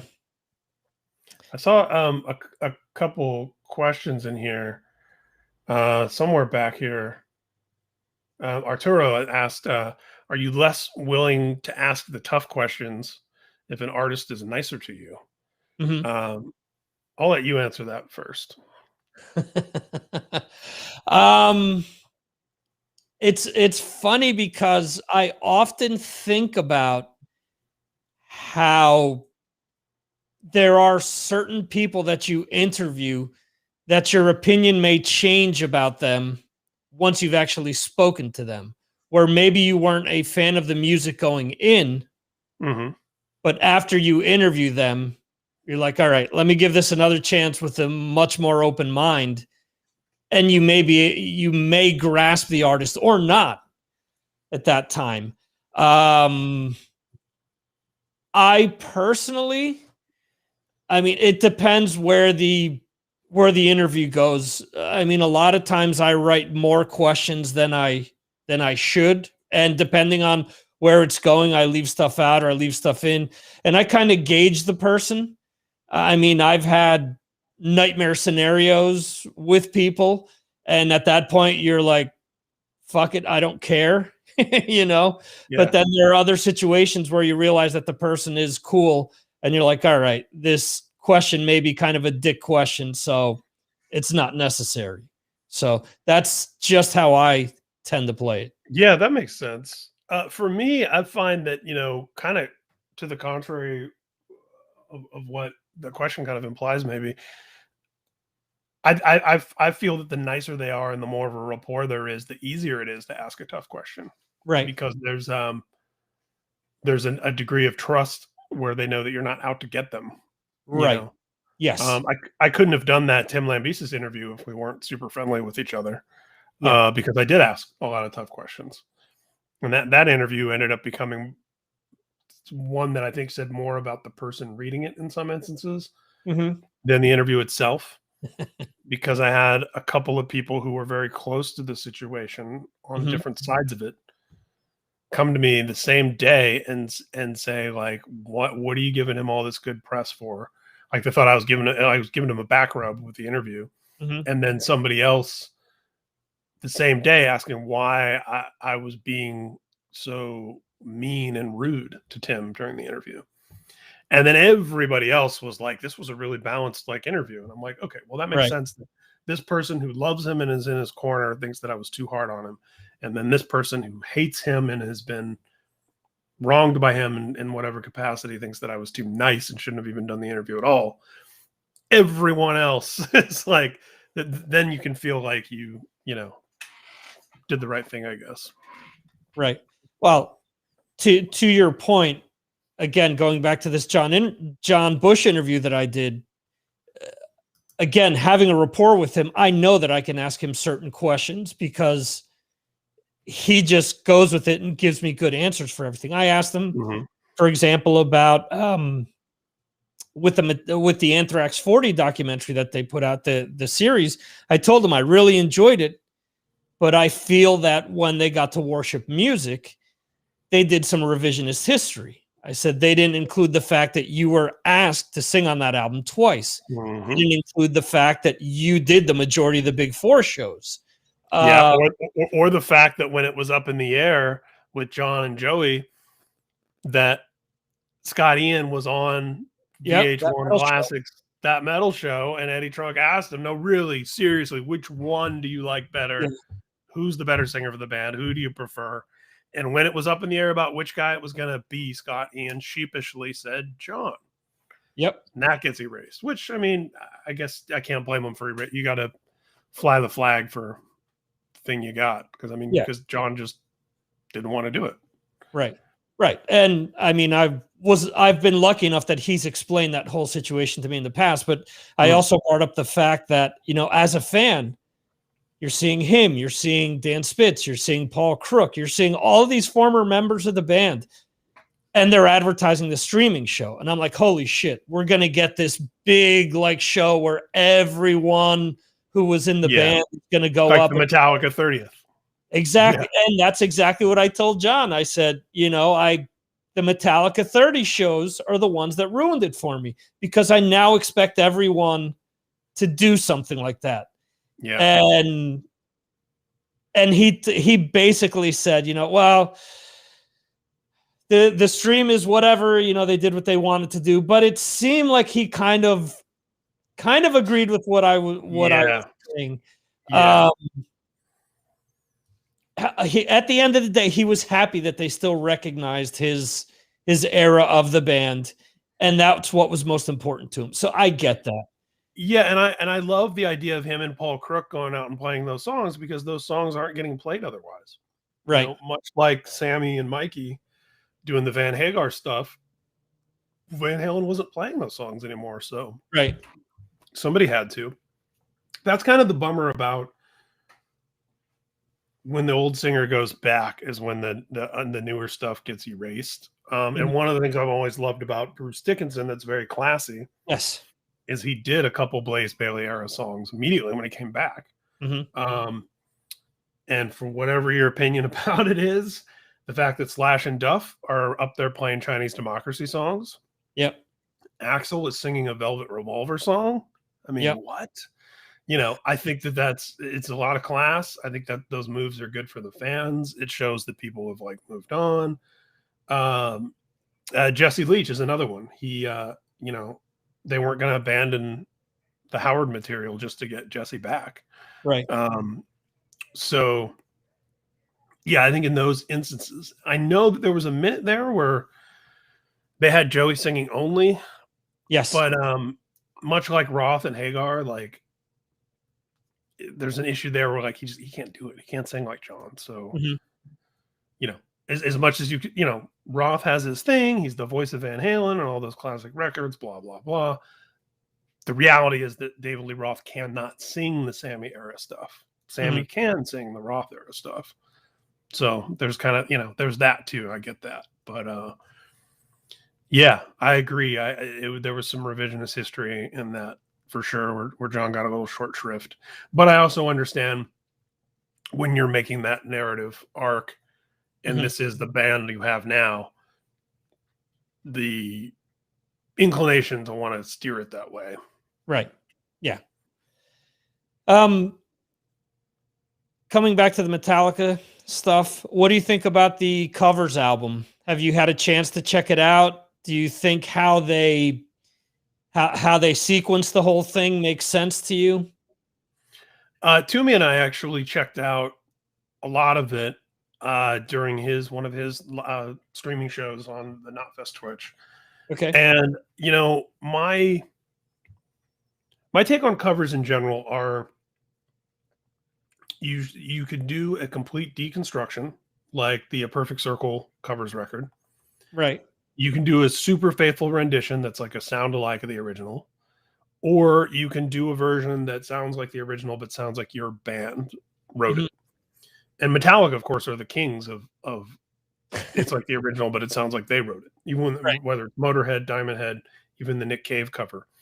I think doing a super faithful sound alike is pointless. And the deconstructions, unfortunately for me, I don't find them to be much more than curiosities. It's like a novelty. Like, oh, let's hear what this artist did with this well-known song. Okay, that's neat.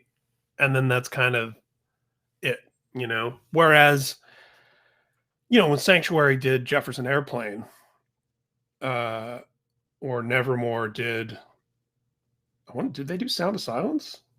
They did some Simon Garfunkel song. That was more the like, it's faithful, but it sounds like it's their band. Right. I love those, and I'll listen to those. Testament doing Nobody's Fault. Like, there's some good ones, but yeah, just the Blacklist thing. I get the idea of it. I like the diversity of the artists they assembled. Of course, I love the charity aspect. You mentioned the sequencing, and since you brought it up, I do think it's a little strange. I think I would have rather heard the whole album in order, and then the whole album in order, and then the whole album in order, instead of a bunch of songs in a row. Yeah, okay, yeah, Nevermore to do Sound of Silence. I thought so, because I know Disturbed made a hit out of it, but I love the Nevermore one. But yeah, I question. I said this to Toomey when we were doing Toomey's show. Who is this for? What, like who out there is like, yes, and maybe there is someone. If anything, the most positive thing I can say about it is, I think, like Cherry Glazer was one of the bands. Like, there's some artists that I'm not familiar with that I might discover via that Metallica Blacklist and then go check out their stuff.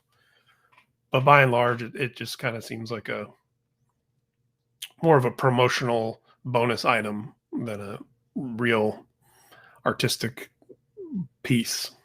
Right. I hear you. The other thing I wanted to bring up that I kind of mentioned in the emails is an email of yours, a newsletter that I got turned on to last year, Stream and Destroy, which I started seeing statistics pop up on various websites. And again, for the certain someone that keeps doing the middle finger, or not the middle finger, the index finger. I'm being made fun of, by the way. That's the only reason that's there in the chat. Oh. I was wondering. The music nerd in me loves reading those types of newsletters. how many albums have sold this week, what, the concert statistics, what's streaming, what videos are being played, things of that nature. So I saw that on, it was either Metal Injection or Metal Sucks or one of these. And I looked further and I'm like, oh, wow, I can subscribe to this and get this stuff sent to me, a few times a week. Absolutely. So it is one of the things that I look forward to every week. Yeah, it is money well spent. If you're like me and into all those types of things, it's stream and destroy. Again, similar to what I asked you about the podcast. What made you want to start this newsletter up? So the genesis of that goes back to managing bands around like 2007, 2008. Now I have a band and a producer. At one point, I had 5 bands and 3 producers and a staff, and all that. And around that time, I started sending this email around just to people that I managed, where I would gather up, and it was just SoundScan at the time, which doesn't even exist now. I would gather up weekly sales numbers for other bands in our genre as a way to provide some context to my bands about like kind of where they stood in things, because it's hard to gauge sometimes. And there's perceptions about what band is big and what band isn't. And why did that band get that tour and not us? Or why are we playing under them? Or why are, that sort of stuff. I thought it would be beneficial to all of us to kind of have a more well-rounded, broad picture. So I started sending that just to the dudes in the bands I managed. And then over time, people would say, hey, I heard you send out this email. Can I get on it? Hey, I heard you send out this email. Can I get on it? And then it kind of grew. And, I'm putting everybody in the BCC line. And I will tell you that a turning point was around 2011 or 12 or something like that. I was at dinner.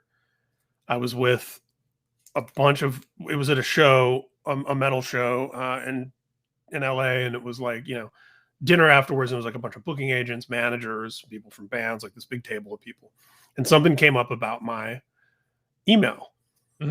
And I offhandedly said like, yeah, it takes me a couple hours every week. Like, I don't know how much longer I'm going to keep doing it. It's kind of a thankless thing because you don't get a lot of feedback that's like, this is so cool. You get emails once in a while that are like, you got this wrong, or you forgot my band, or, So I was like, I don't know if it's kind of worth doing. And everyone at the table collectively like erupts like, no, you have to keep doing it. And they start telling me all these ways that they depend on it and how they use it for different things and this and that. And so then I started getting some feedback from them about ways to make it better. And I started adding things. And it was around that time where I was like, I cannot, time's money, and I cannot keep doing this for free. And as the list grew, it's people from bands, it's managers, agents, merchandise company people, it's all corners of the industry. So that's when I started selling advertising in the email. And that's where I got linked up to an email service, like all those platforms like MailChimp and Constant Contact and all that stuff started coming around. So I did that.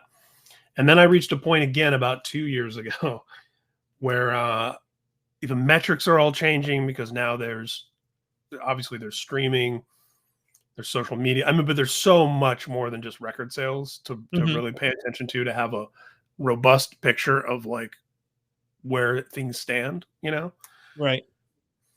And so I was sitting here one weekend and I, was debating. I got some advice from some friends, but I was going back and forth about whether or not to switch to the paid model. And I finally on a Sunday night sent out this email. And I just thought either everyone's going to revolt and say, I didn't even want to be on this thing anyway. Why do I get these dumb emails? Or, no way I'm paying for this. Or, turning on the money switch will work. Either way, I'll have my answer about whether or not it's worth continuing. Right. And man, it was the most pleasant surprise in the universe. And it was like right before the holidays 2 years ago, Sunday night. It just like, I was so flattered, so just stoked by all the goodwill and all the people that were like, dude, you should have started charging for this like forever ago. Like this thing's worth something, I'm happy to pay for it. Right. And yeah, and so that's been the deal the last 2 years. It's again, it's not solely paying the bills. It is generating. It is I am making money from it. It's still a labor of love, but yeah, it's nice. It was just rewarding after years and years and years of building that thing, and to find out that people not only care about it a lot, but cared about it enough to support it and allow me a little more time to actually do it and put it together. Right. So, and since and it's $1 a week. It's not like it's a lot, but it is also enough that it gives me the momentum and the encouragement to do more and more things with it. It used to be once a week. Now there's like 3 a week, like you said. And I do deep dives on things, and there's a lot more. There's radio charts, there's show attendance, streaming numbers, international charts. There's like a bunch more to it.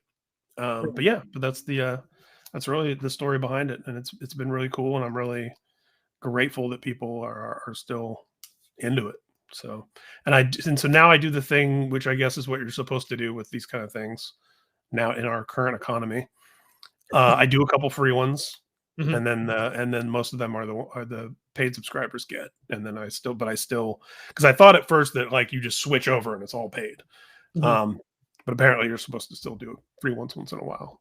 That's how you get the new paying people in. So Oh, wow. I've still Cool. been doing that too. How difficult is it to source out the information? That's definitely the hardest part about it, but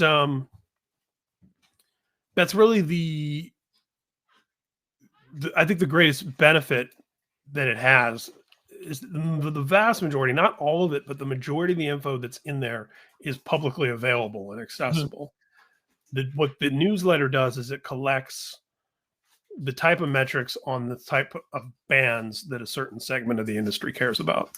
Mhm. Whereas you would have to do what I do, which is go to 10 different places and get all that stuff and then filter out all the bands and artists that are cluttering it up that Mhm. people who read my newsletter don't care about. Right.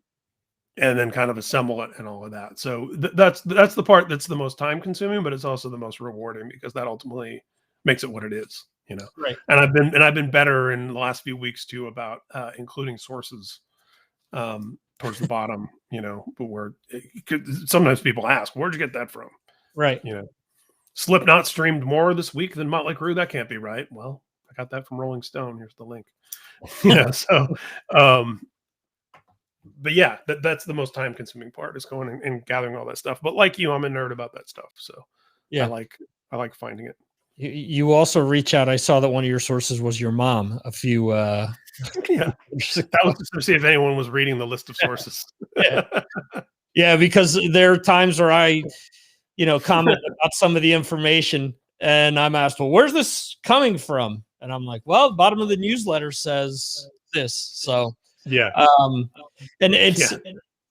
it's interesting too, because was it this week or maybe it was last week where to give people a big picture of what's going on, you did have some pop and some hip hop artists in there to give people, a realization of what's taking place. It's interesting how there are so many people in the industry that guide a lot of people in the wrong direction for money.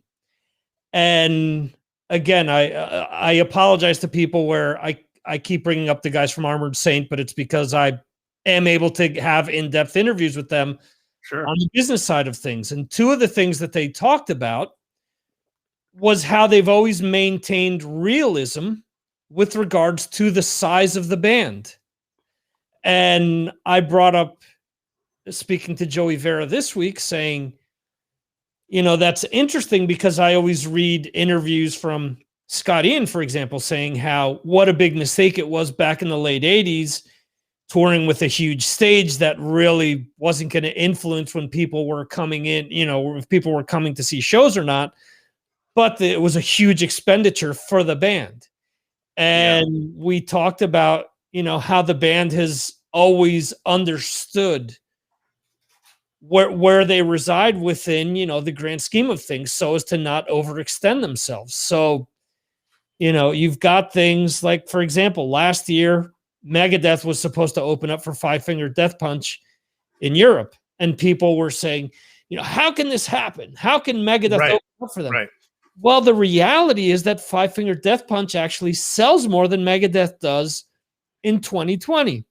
Mm-hmm. So Megadeth has to open. That's not a knock on Megadeth, because that's actually helping them out by selling t-shirts at those shows, by moving, physical product, by getting more people to stream albums.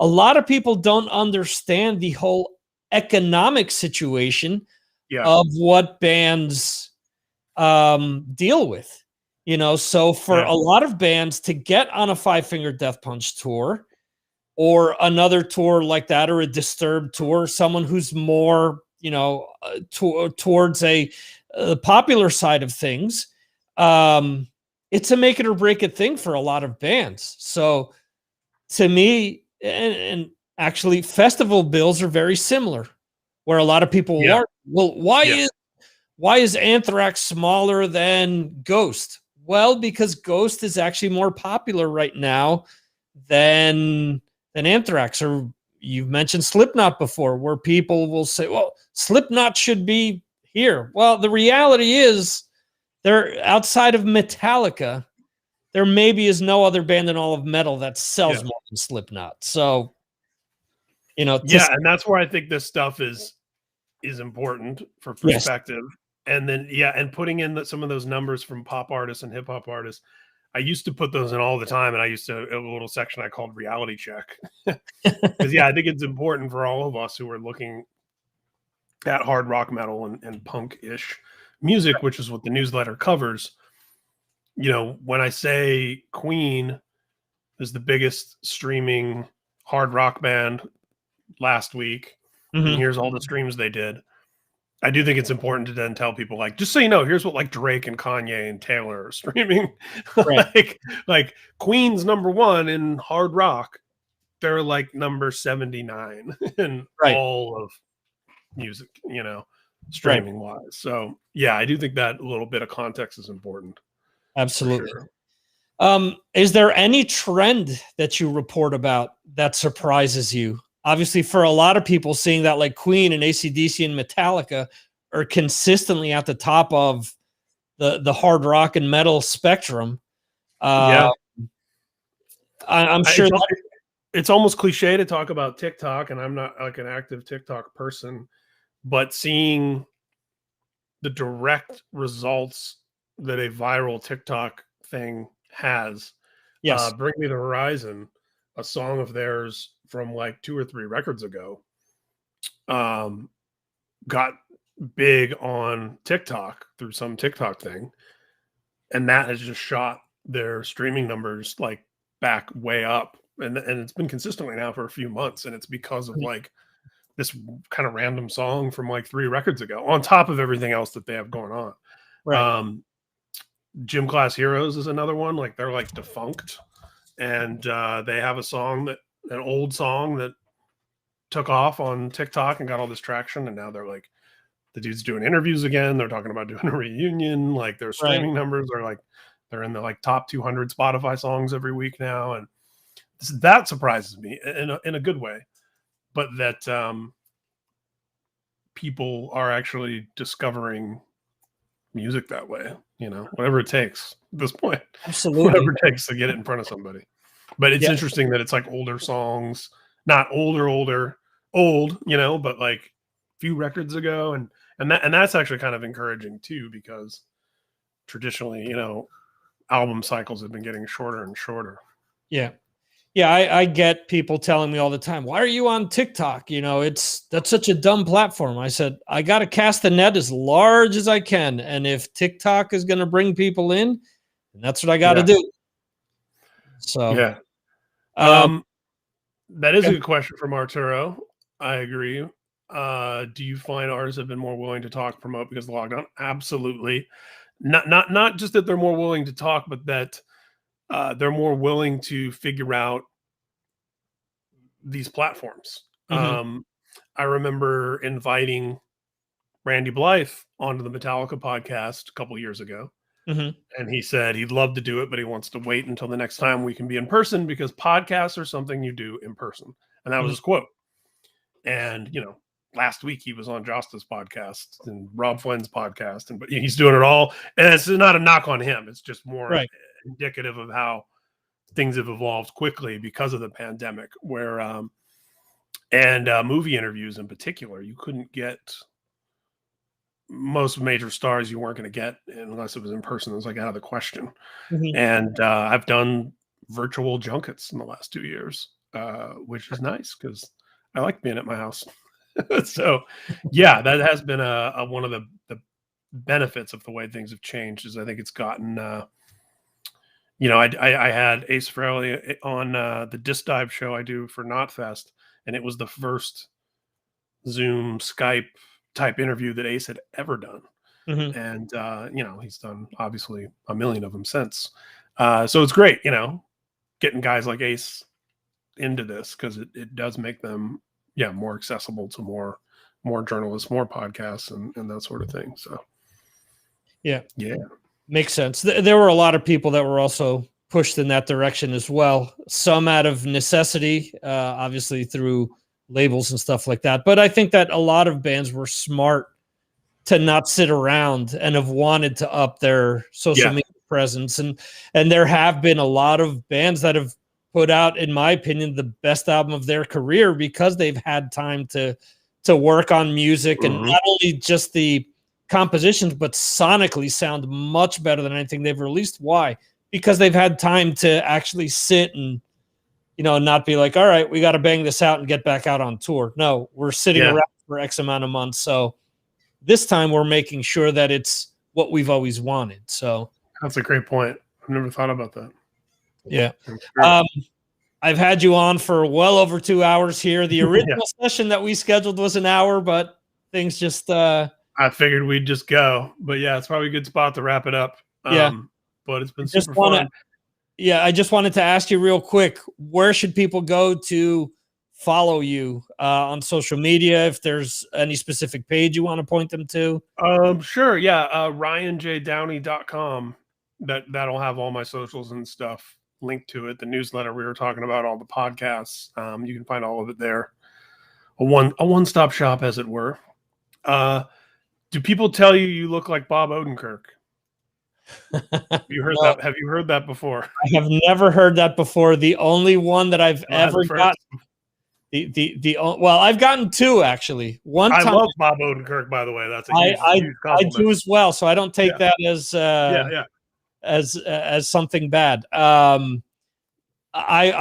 did I work? I worked in a Pacific Sunwear years ago in the 90s, and somebody came up to me right as Melancholy by Smashing Pumpkins came out.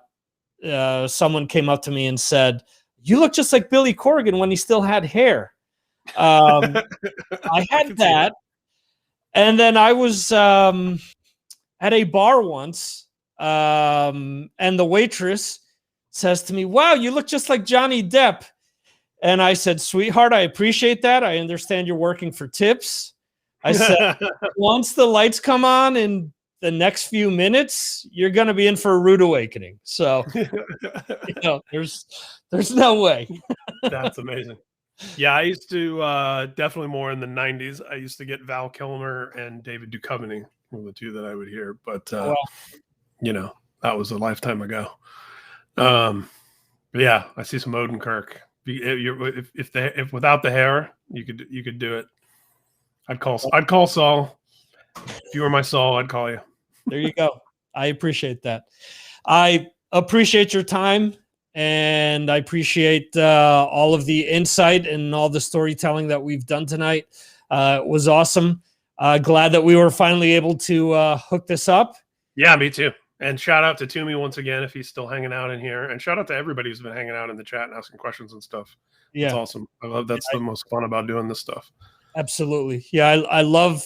I've got a good diehard audience. Again, small, but they're here week after week, and they're also they're always good at throwing questions out there. So and there's a metal dentist. You'll be a dentist. I was just thinking about Little Shop of Horrors yesterday. There you go. Metal dentist. Awesome, dude. Well, thanks so much for having me on, man. This was super, super fun. Absolutely, man. Any other time you want to come back and share more stories, I'd be more than happy to have you back on. Yeah, and if you ever want to come on and talk Metallica, you're more than welcome on Speaking the Story anytime. I would be more than happy to do so. You just let me know and I'll be there. Awesome, man. Well, cool. Well, thanks again, everybody. And you guys have been great. I've been Ryan J. Downey.